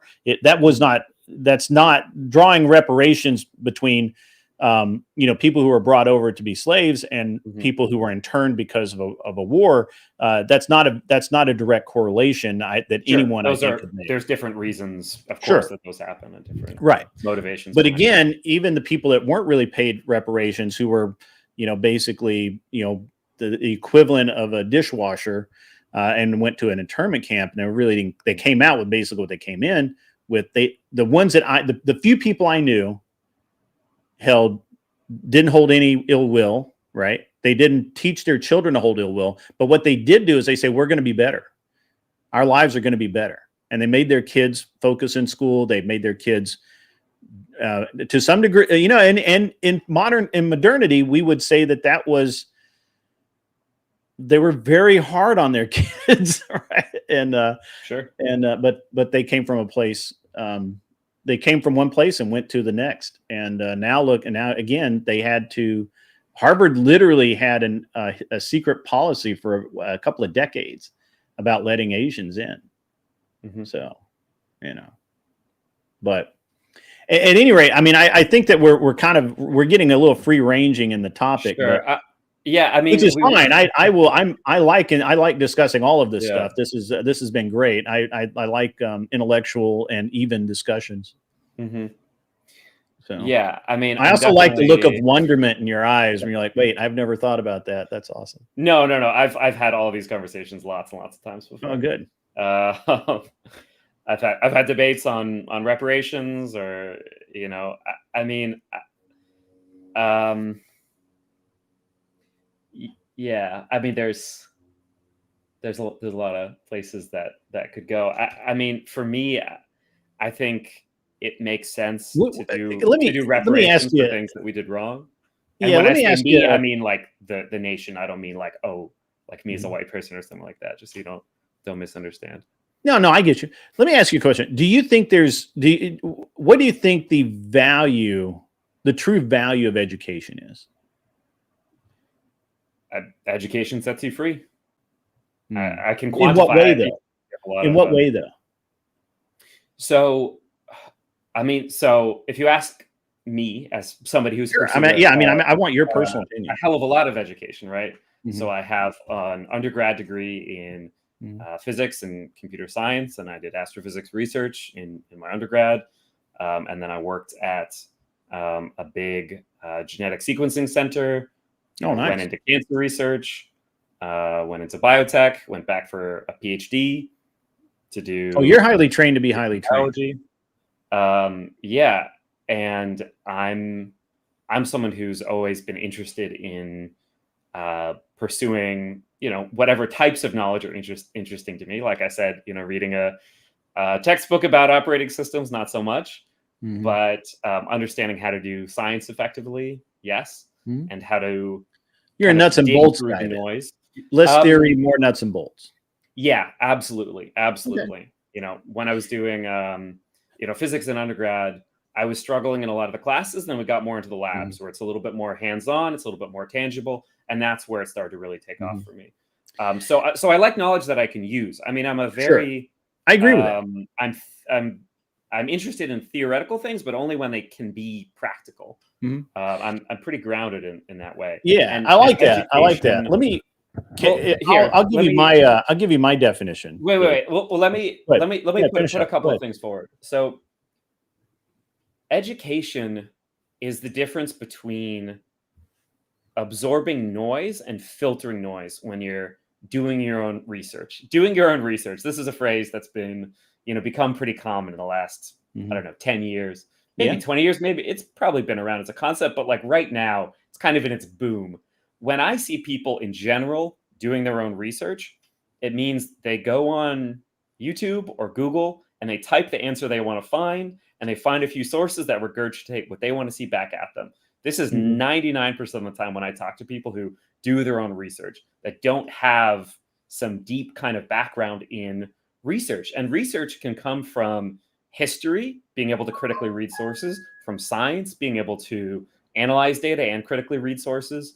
You need some training in these things, and people who aren't trained in the same way that if you wanted to do, welding, and you didn't have some kind of apprenticeship or something, you're going to end up like blinding yourself or setting fires, or it's as detrimental when it comes to purely things of the mind where you're just reading and you're not understanding your own cognitive biases or how to really filter things.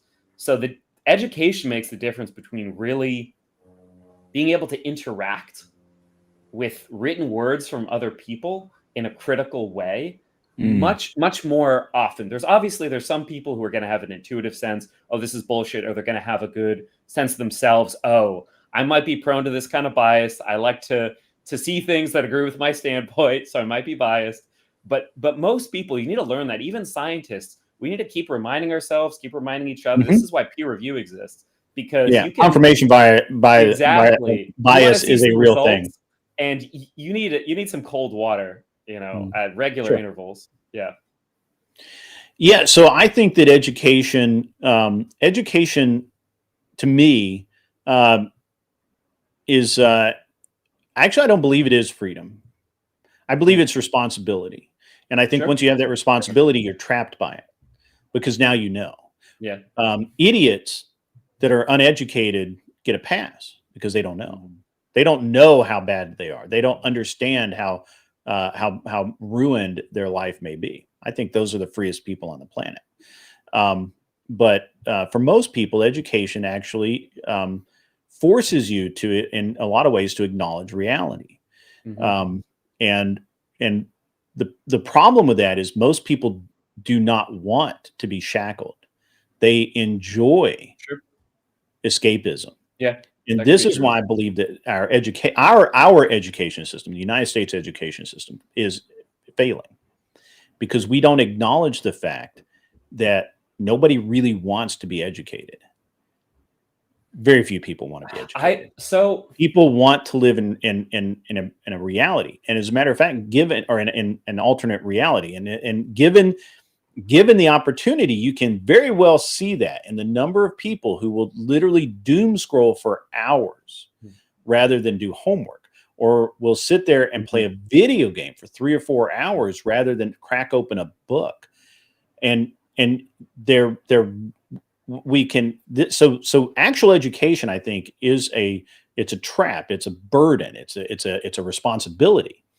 And so what I heard from you is very, very nice and very wonderful. And I wanted for a long time to believe that it's freedom. It frees my mind. It opens my horizon. It's a certain kind of freedom, right? So it's a freedom to know, which means also, yes, the burden to know. Yeah, right. And so, the problem is that that we always run into is who gets to decide that. And in my opinion, the individual should decide that for themselves. Okay. If, for my example, I didn't need school after about the 6th grade because I was already reading college level books. I understand how to, I've never, so I ran I ran a bunch of very successful motorsports businesses. I operated as an employee for years before that as a very highly paid technician, and I've never had an automotive class in my life. I never took auto shop. I never took paint and body. I never did any of that. I went to where the knowledge was, and I learned how to do that specific skill from the very best people I could. And I believe that our entire life should be like that. Past the age of learning to read and write. Once you know how to read and write, your entire life should be a series of specialists that teach you the things that you desire to know. I mean, that sounds amazing, right? But what you're talking about is my ideal vision of education as well. Sure. What we have now, where we have 30 students and 1 teacher, is because to have that many highly educated teachers to mentor students in that way. Yes. So expanding who we consider teachers and somebody who is on the job training, that's a teacher, 100%. That's a mentor. Right. That's absolute. That's so legit. Sure. That's, and if that happens to be the direction you want to go, that's the best teacher. Because I want to make 2 last points, and then I got to go. I'm gonna make 2 last points. And I think we had a really great conversation. Really appreciate you coming on and having it with me. So the next point I want to make is that, yes, absolutely, anybody can be a teacher. Anybody can teach you a skill, and you really want the best source accessible to you to teach you that. I don't want a city employee to teach me about romantic journalism. I want to be able to sit down, maybe at a computer in modern times, with someone who writes romantic journalism and who has studied it their whole lives, and to sit down with me and maybe 30 or 40 other people and say, guys, this is we're going to talk about romantic journalism, and we're going to start with, have you read Romeo and Juliet? Because even though it's not journalism, that's where we're going to start this. Whatever it is, I don't know. I didn't do that. I'm just saying, I'm using this as an example, as an illustration. I get the idea. Right. I think what that requires is a lot more funding of education, and maybe it's an overhaul where we. I think it requires much less funding of education, but more. What it actually requires is an acknowledgement that our current education system is there to produce factory workers and slaves, and not learned individuals. And so we have to go back to where, as I said, you start at kindergarten and you learn your numbers and your letters and how to do math, and how in modern terms you would do basic computer skills and how the internet works and how to maybe some coding, because that's all relevant to skills to today. But by the time you're 12, you're getting out of 6th grade, you should at that point be able to say, you know what, I prefer hard sciences, and I really want to do hard science. And I really don't care anything about learning Spanish or French or German or whatever. I have no use. Think about the countless hours that our youth waste learning a foreign language poorly to get a grade and then move on and never use it, never care about it. It's a waste of the teacher's time. It's a waste of our tax dollars. And honestly, it's an abuse of the kid, because he has to sit there in fucking class and learn shit he doesn't. It would be better if it could be, taught, like, instead of just learning Spanish from a book, actually just talking to people who speak Spanish. You learn way faster. If somebody wants to know that, sure. Yeah, I agree. I'm very much on the individual. But what you were talking about is expanding the educational system to include different types of learning. Well, actually, I'm talking about reducing it back to where it was. It's not an expansion. It's actually a reduction. Right now, we have the largest education system that's ever been conceived. It's the largest in the world. Like, we have we have such a burdensome education system. I'm saying let's burn it all to the ground, except for elementary school and middle school, and start from middle school forward. It becomes a completely different thing. And it won't happen because what you're describing is a lot closer into this to the French system, where it's more like 15. You basically choose like what are you going to do with your life. Yeah, they do that in England. They do that in France. Mm-hmm. It is not a bad system. It's not perfect, but it's not bad. Mm-hmm. And I think that there are merits to that, but it won't work here because the way the Department of Education was founded in the first place by Rockefeller and his cronies to produce factory workers, and we produce very good factory workers and very good employees, and we would have to tear that whole system down. And also, but we have a chance because our idea of what an employee is changing as well, and I like that a lot.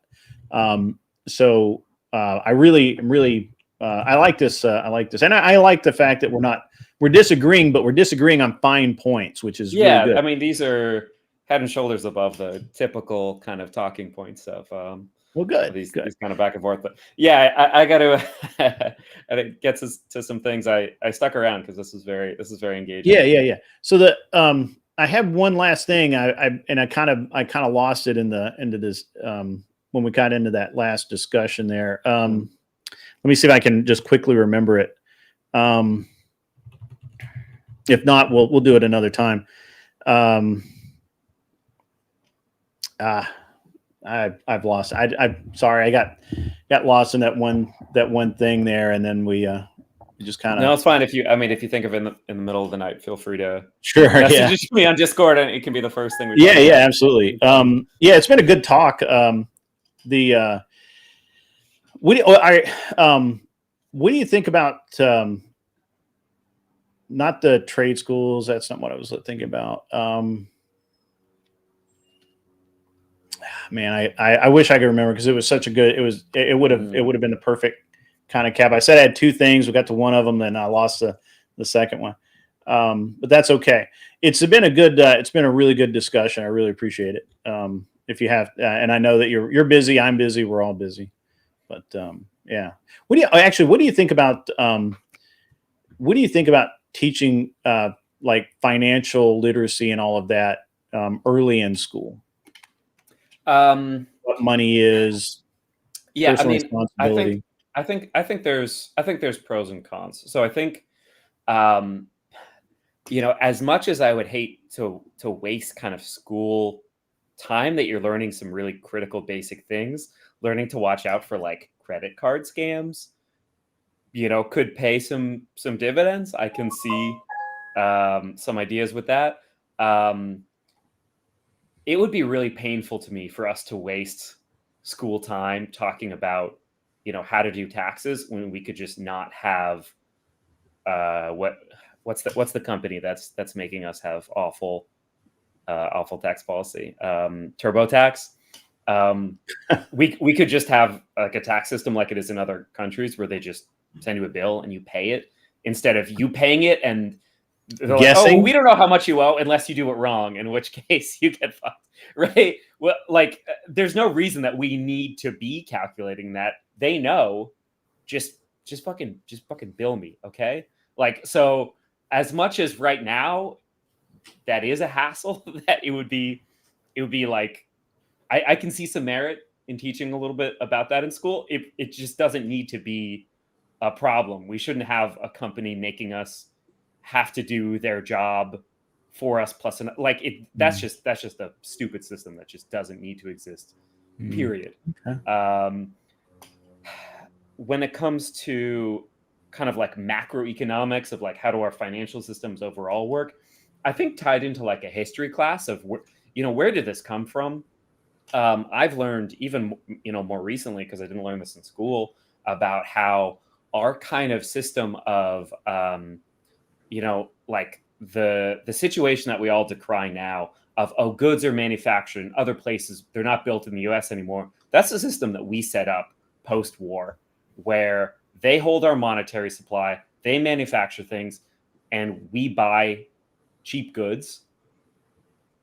So the kind of like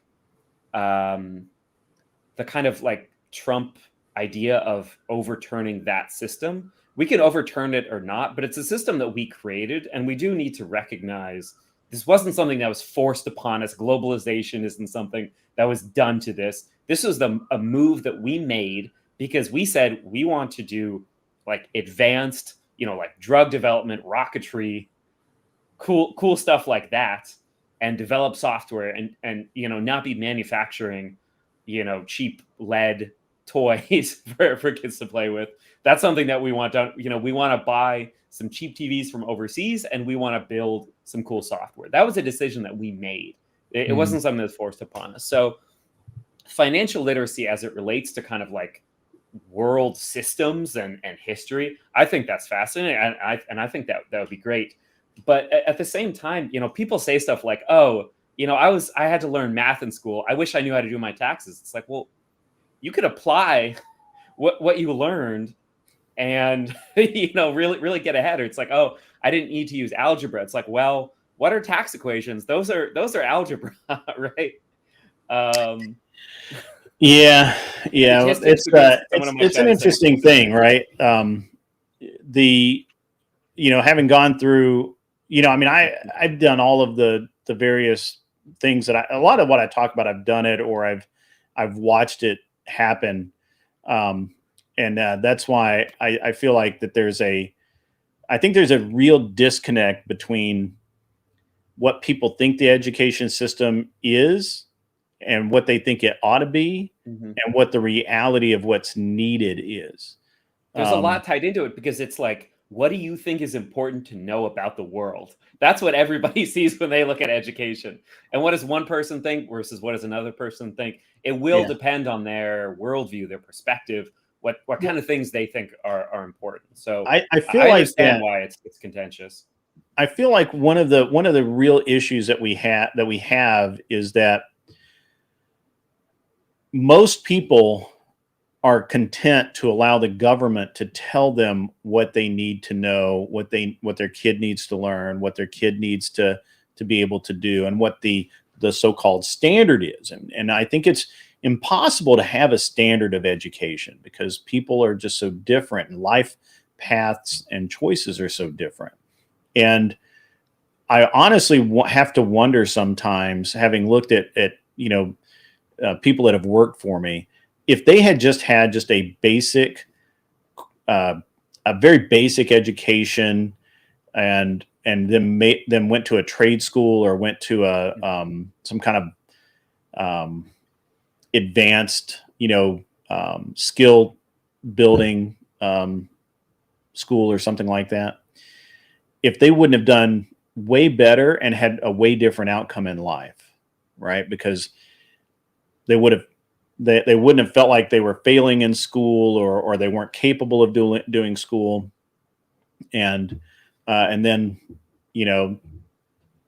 the way that I think it's such a critical time period in our lives that, and I'm sure I know people that I went to high school with that, had a lot of potential, they're probably smarter than me, and yet they felt beat down because they got bad grades, or they Absolutely. got, and then when they got bad grades, they fell in with the wrong crowd. And when they fell in the wrong crowd, they started drinking and doing drugs and getting arrested.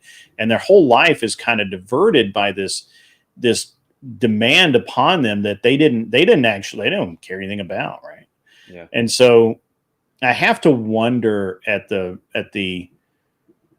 I understand the justifications behind it. However, I don't believe those justifications actually hold water. I think that our education system is fundamentally flawed. Nobody can give me any real reason why it needs to exist the way it exists. And as much money and as much it's a series time, of compromises, right? I don't think anybody is like happy with it. It's some tough compromises back and forth that sure. But I think that we can do better because we spend more on education than any other nation. our DOE spends $800 billion a year. That's the GDP of some countries on supposedly on education. However, it's mostly administrative, which again is terrible. But yeah, I just think that it's I'm not even like, I'm not even saying that everything needs to be skill based, but certainly the way that people learn, like in the military, if they want to teach you, if you need to learn a foreign language, right? Let's say that you are going to be, you're going to be traveling to Nicaragua or something, where they speak Spanish. You're going to do an 8-week intensive language program where you're going to you're going to learn, and then for the first 2 weeks, and after the 2 weeks, you have some basics down. They're going to stick you with a Nicaraguan family somewhere, and you're going to speak the language and learn the language in situ, and learn. And I'm not saying that all education should be like that, but if our military does it that way, they do it that way for a reason, and there's probably some science behind it. Yeah, I mean, I did French for a long time in school, and really didn't have a lot of fluency, and then spent some time in Paris and just chatting and shooting the shit with people in French and being forced to use the language. I started to get some fluency. So I mean, learning. And I picked on foreign language because is the best for sure. Yeah, I picked on foreign language because you brought that up earlier. But the same thing goes true if you need to learn how to do. Like if you are if you're going to go in a situation where you need to, I don't know, destroy a dam, they're going to teach you how to, all of the angles and all of the math, where to put the things to make that blow up. And that's just simple engineering, just like anything else. Mm-hmm. And if we can teach people this way, if our military teaches people this way, and other countries teach people this way, right? Like you were referencing France and England earlier, in the way that they teach university, right? And they have different types of university, right? So university is what we would more in England is what we would consider like junior college here, mm-hmm. right? And it's usually free, but it's a very basic degree, and then you can go on to study if your grades are good and you apply yourself and all that. You can go on to study somewhere else, mm-hmm. But not everybody does. And I just think that our system is fundamentally flawed, which annoys me, because with the amount of money, time, and ability that we can and do put behind it, it should be the best in the world, and we're literally the worst in the world. Yeah, I mean, we've got some struggles. It's the same with our healthcare industry. We spend, I think, actually more per capita than anyone, and we have not the outcomes to show for it. So sure. There's we've got some change to do. Obviously, I have some maybe differing opinions on how to make those changes, but I don't think there's anything we can just be complacent about at all. If I can make because I've got to head out as well. If I can make just one final kind of broad statement that I think you probably will agree with, this concept that I love that you brought up of like being uneducated and being maybe kind of like happy in the dark in your own little world mm-hmm. of what versus being educated and having the burden of this knowledge of, oh my God, all these things are going wrong everywhere, in the world, in my community, broadly in the country. There's a lot that needs to be done. And now I have some like responsibility to contribute to fixing that. I will always side on, rather than keeping people in the dark and feeling less anxiety because they're ignorant of problems, being empowered to address those problems, having the tools and the capacity to start tackling those problems. I will always, and yeah, you're nodding in agreement, will always come down on the side of empower people to address those real problems that are out there. I So don't think knowledge beautiful. empowers people. I like that it's become a slogan, I guess. I think it's funny, but I don't believe that it necessarily empowers people. But, Okay, so not agreement. I got the nod, but I'm nodding that I understand your point of view. Nodding as a recognition. I'm nodding along because I'm like, yeah, I understand I why love you it. say that. Yeah. I'm not nodding that. Oh yeah, I agree with you. I apologize. No, that's good. I didn't mean. I apologize for my nodding. No, that's great. Okay, I do ending agree on that point of disagreement that maybe can be a fruitful. I do agree with a lot of. I mean, I do agree with certain points. I mean, I think that certainly we want educated people, but educated means a lot of different things. Yeah, and I don't mean that literally as like a Bachelor of Arts. I mean, right. Yeah. Whatever that means for that situation. If it's blowing up a dam, being empowered of knowing where to put the charges. Right. Well, blow it up in the right way. Yeah. Yeah. I think that being successful is what's empowering, and people need to be successful within their ability. Mm-hmm. You know, I've had a lot of people in my life ask me how I'm successful, why it works. Well, I never give up. I work a lot. I have a lot of energy that just moves into things. And I had a sense of sacrifice early on when I started, when I actually started working. I got out of college. I didn't take a vacation until 10 years later. Maybe longer. But we live in this society where people just assume that their life should be a specific way. And if they go to college, it's going to be that specific way. And even while they're in college, they're taking spring break down to Florida. Oh, I remember what it was I wanted to ask you about. Oh, yeah. Do you think our public education system would be better if we got rid of scholastic sports? I'm not talking about getting rid of gym. I'm talking about intramural sports, football, baseball, basketball, soccer. If they just didn't exist. Or they were private. They were not supported by the school system. Do you think our education system would be better? So, okay, let me steel man that because I struggle to think of a reason to get rid of those. Mm-hmm.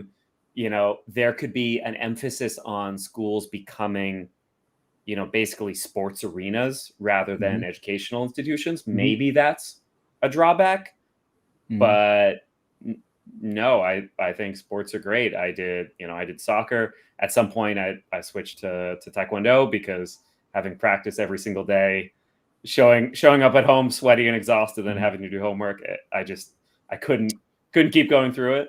Right. And I also, you know, love martial arts. So I made that switch, but no, sports are great. I mean, that's a form of education, learning how to move your body in space, how to cooperate as a team, how to focus on objectives, and keeps you out of trouble, right? I mean, if you're spending your energy running around and throwing a ball or kicking a ball, that's time that you're not getting into some bad trouble. So there's a lot of great things. Well, I'll give you my argument. I'll give you my counter. Please, you know. Yeah, I'll give you my counter, and then we'll make this really quick.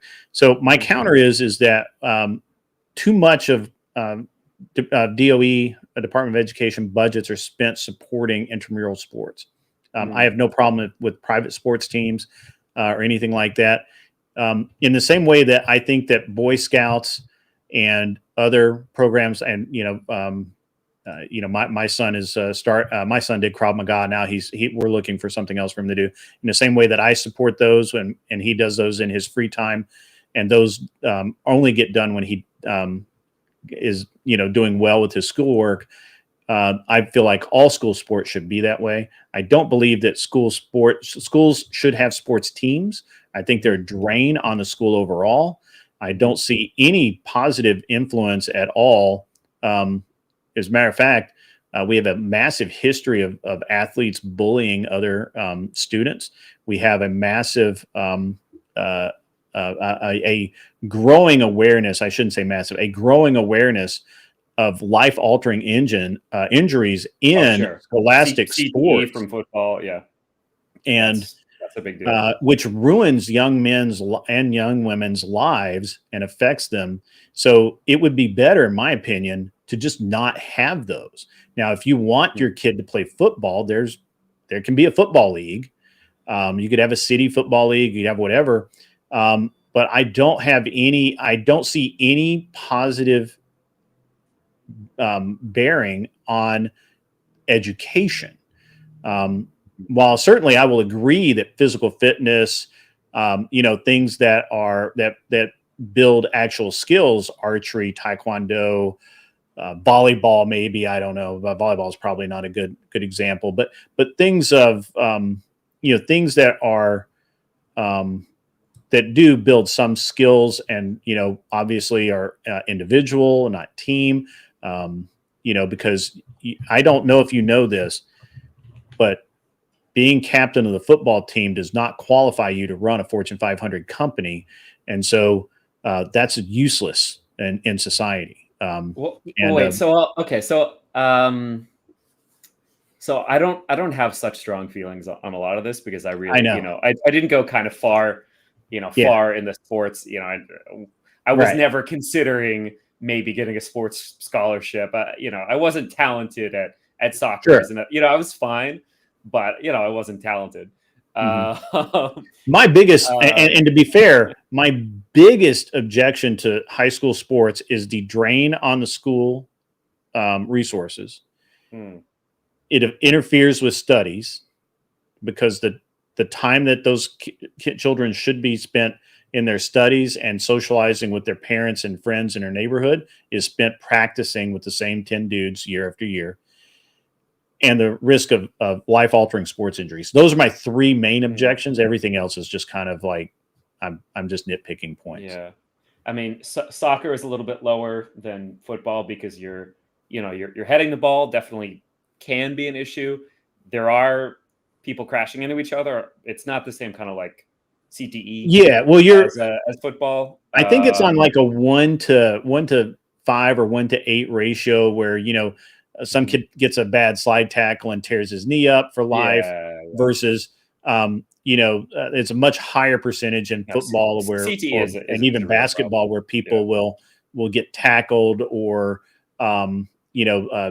take a fall and break their leg, tear their knee up, tear their ankle up, dislocate their shoulder, that kind of thing. Yeah. And while most of the time those are not life-altering injuries, knee, hip, and shoulder injuries are, in fact, life-altering and common. Problem is that the issue is common because these aren't – I get peewee football. I get that. But you were talking about most high school football teams now are, those guys work out. They're 250, 300-pound dudes that, can hurt each other a lot. Yeah, I mean So first of all, I think the Department of Education doesn't spend on school sports, so that's covered. But I think really the issue with a lot of these is, for me, is not necessarily the drain on funds. It's the fact that it brings in funds. Certainly at the college level, they can make a ton. Yes, at college, I don't care what they do when they're in college. Oh, okay. When you're in college, that's where I see the biggest issue because that transforms the landscape where now they're. It's a sports arena. I'm talking about high school back. High school. I mean, elementary school. Elementary school sports. Yeah, elementary. So junior. I mean, I played. Again, soccer and not football. Sure. So we had.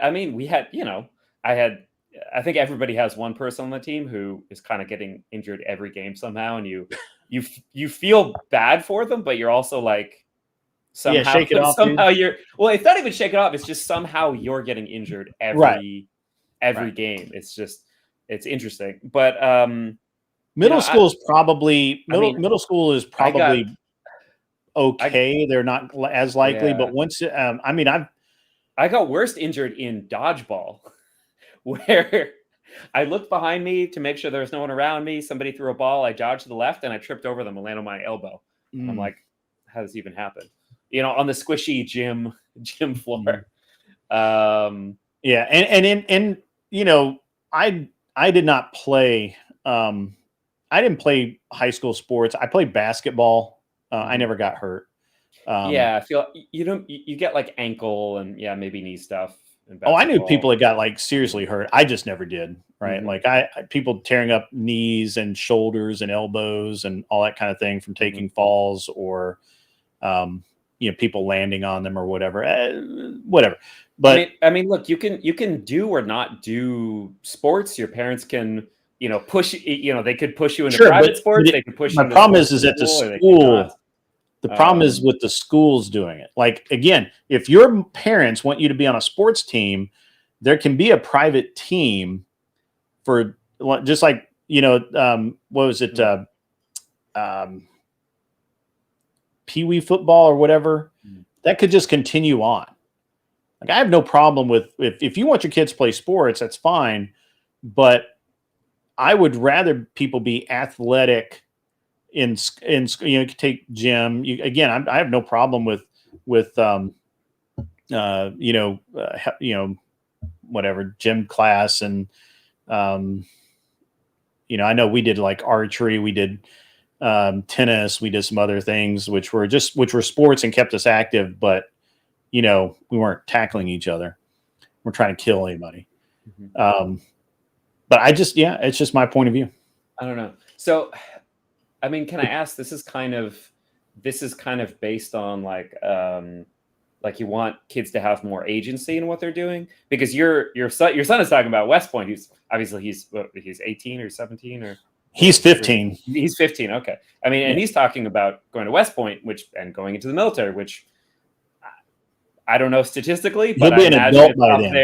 He'll be an adult by then. He can make his own choices, right? Right now, earlier in life. Right. Right now he is. Right now he shoots sporting clays for his team. He was going to run cross country this year. I don't think he's going to. He's doing a Wild, which is a wilderness program that his school does. He went canoeing this week. And next week they're going to go. They're going to go do rapids.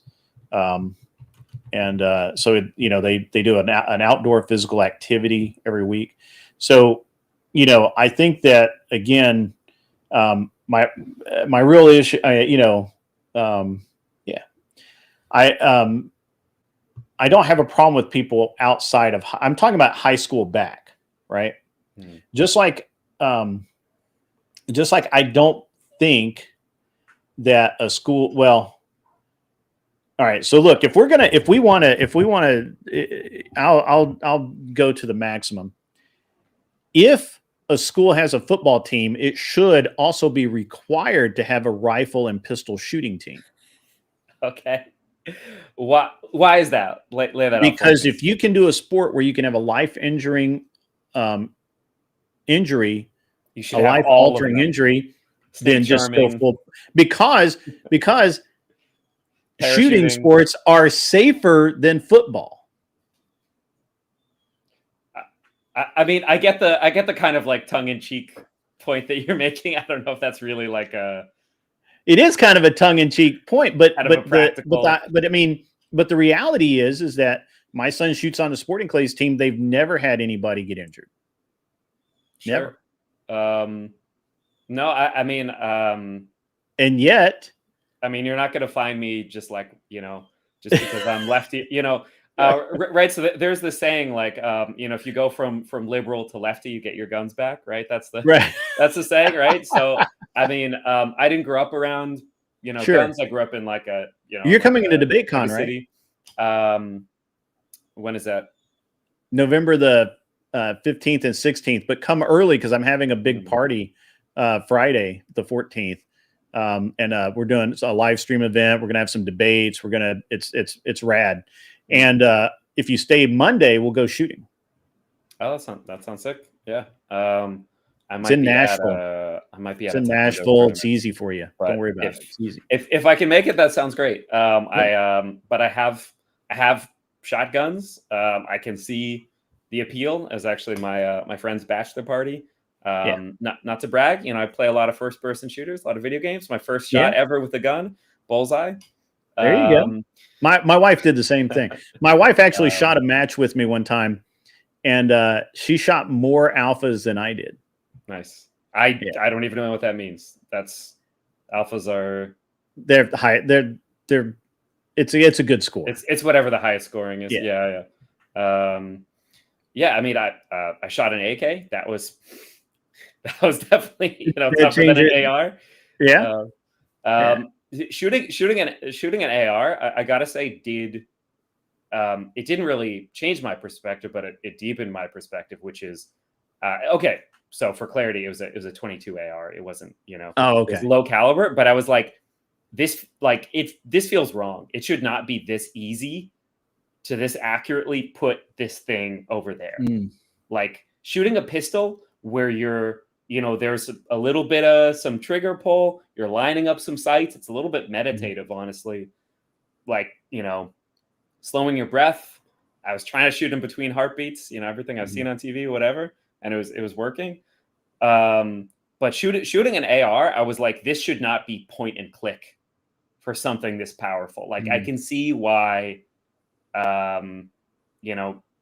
kids that are doing mass shootings are using an AR, because it's like, especially if it's a 22, it's too easy, If this is a crazy idea. What if the only guns in the US were AKs, like unmodded, old school, Soviet AK-47s? You're not going to see a lot of the same kind of mass shootings because it's tough to operate, and you're not going to land a lot of random shots off on anybody. Maybe that's well, there's a whole theory behind the AK that I won't get into, but I'm a competitive shooter, and I shoot what's called 3-gun, and I shoot an AR, and I shoot an AR on the clock out to about 500 yards, and I hit a man-sized target at 500 yards on the clock, like in seconds. Yeah. But to be honest with you, there's a reason almost all shootings happen with a pistol, because they're easy to shoot. And for gangland shootings, right? But for I think AR is kind of outsized for mass shootings. No, I think pistols still edge it out, but barely. Okay. Because I mean, for obviously for like gangland shootings, it's going to be something conceivable. Yeah. Well, I mean, the mass shooting stats are just off the chain inaccurate. So whatever the press wants it to be that way. Wait, the stats or like the public awareness? You mean? No, just the way that they calculate. They changed the calculation to it's only like 4 people now or something, 3 people. So your average drive-by from a some cracked out loser gang member is considered a mass shooting, or counted as a mass shooting. It won't show up in the press that way, but it'll count. So wait, but those are more often pistols? Yeah. Okay. So ARs are actually deflated. Rifles are used in less than some, ARs are. The stats actually make them look like lower. Yeah. The stats. Yeah, I mean, they look. They're going to bend this. They're going to bend it to make it look bad. But the rifles are used in a very low percentage of shootings. Sorry. But what you just said, this is a small point, but you said that they're counting now lower numbers, which would include more drive-bys, which are more often. Well, no. So and less AR. It's just a weird way that they calculate. It used to be a mass shooting was something like 8 or 10 or something. 8 or 10. Okay, and it's. I don't know what the exact number is. Don't hold me to that, but it was a higher. Yeah. Okay. And then because mass shooting is such a great term, when you put it in a headline, sure, they lowered what they consider mass shooting. I believe it's 4. Somebody will tell me in the chat what it actually is at some point, but I believe it's 4 people. It is considered a mass shooting event, and they don't even have to, and they don't actually have to die. They could just be catch around in an elbow or something, or leg or whatever. and that's why. And so a lot of drive-bys, a lot of gang crime is considered mass shootings because they're gangs. It's at that threshold of it's at that threshold, right? And so and rifles are used in an exceedingly low percentage of shootings. Gang shootings. Yep. Yeah. So was it 3 El Cheapo Dago? Yeah, I knew it was 3 or 4 or something. They lowered it to like ridiculously low to be a mass shooting event. So I was like, what? Why? That's not really. It's not anything. But I am going to have to go. I ran long. I enjoyed talking to you. It was a good time. Yeah. Great show. You'll have to come back and do our debate show again. You seem like you had fun the last time, so you'll need to come back on Friday night and do that. No, that sounds great. That was a lot of fun. Yeah. Thank you so much for chatting. Absolutely. Everyone in the chat. Yeah. We'll be back. I won't stream tomorrow because I'm unlike the streamer who died on Kick. I take time off and I literally hydrate. Yeah, I do hydrate, and I take time off, and I just don't. I might jump on for like a few minutes to if something's going on where I need to know about, but other than that, you won't see me online. So, gotta get that unplugged time out there. So, but I'll be back Wednesday evening. I might do a debate tonight. I haven't been contacted about one, but I might do a debate tonight. We'll see. Yeah. We'll see what's the week happens. But it's been great. Do you have a channel? Yeah, I do. I just commented in the chat. With, they'll grab that and put that out there so that, because when you're on the show, and we started doing it, and then everybody else started doing it. Anybody that's on the show that has a channel, will promote you, and then every time that you're on after that, we'll promote you again. More awesome. Wick's mental illness tonight. I don't need to deal with Wick tonight. I barely want to deal with Prime Kai tonight. But yeah, see, that's the difference between a leftist and a liberal, folks. So El Cheapo Dago says, I'll sub just because he's been pretty good faith and reasonable. I like how he rolls. Yeah, that's right. Love to hear it. Yeah, so they're when you're on the show, they'll throw your link out so you can get some more people. They'll be the right kind of people too, employed. And perfect. And thank you so much for the conversation. Thank you, Chad, absolutely, for the respect. We'll see if I say one too many lefty things and unfollow. Hopefully, I always work to I hate when people spew out talking points, spew out kind of like just ideological whatever, or are just like messing with people and just, oh, you're a dumb whatever.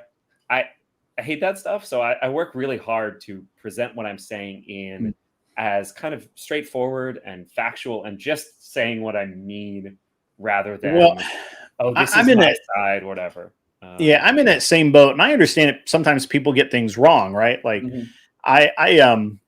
or they can't, or they read something, or they've talked to somebody about something, but I don't actually have the facts, right? So like if you told me that, 3 out of 4, people that tried drugs stopped taking drugs in the first year, I have no way of knowing that. But if I did know it, I did happen to have the little factoid at my fingertips that you're wrong, and you were just misremembering it, or maybe you had transposed some. I hate when people harp on that over and over. I just don't care enough, right? Like, I understand we're trying to have a good faith. Like misspeaks or kind of misquotes something, or if you're at least trying to have a good faith debate with me. Even if you're being adversarial and saying, no, you're wrong about that, you're absolutely incorrect. It's not nitpicking information doesn't do anybody any good. So, I like I'll end on a joke, the dare joke, in schools, they hand around a joint, my school, they hand around a joint, they get 2 back. Okay. Well, I don't. I don't drink. I've never smoked, and I've never tried drugs. Good for you. Yeah, weird, huh? Clean living. No, I mean, you said It you is got clean energy. living. That's definitely going to help. Yeah. All right, ladies and gentlemen, I am getting out of here. Socrates has been an awesome guest, along with all of our other awesome guests. It's been a really good show. It's been a great afternoon, and I'm really, really glad that we were able to do that. I may be back tonight. I will make an announcement in the Discord. Otherwise, I'll see you guys Wednesday, and you guys have a great rest of your day. And as always, be cool. Wear glasses if you need them, and get off my lawn. All right, get off my lawn.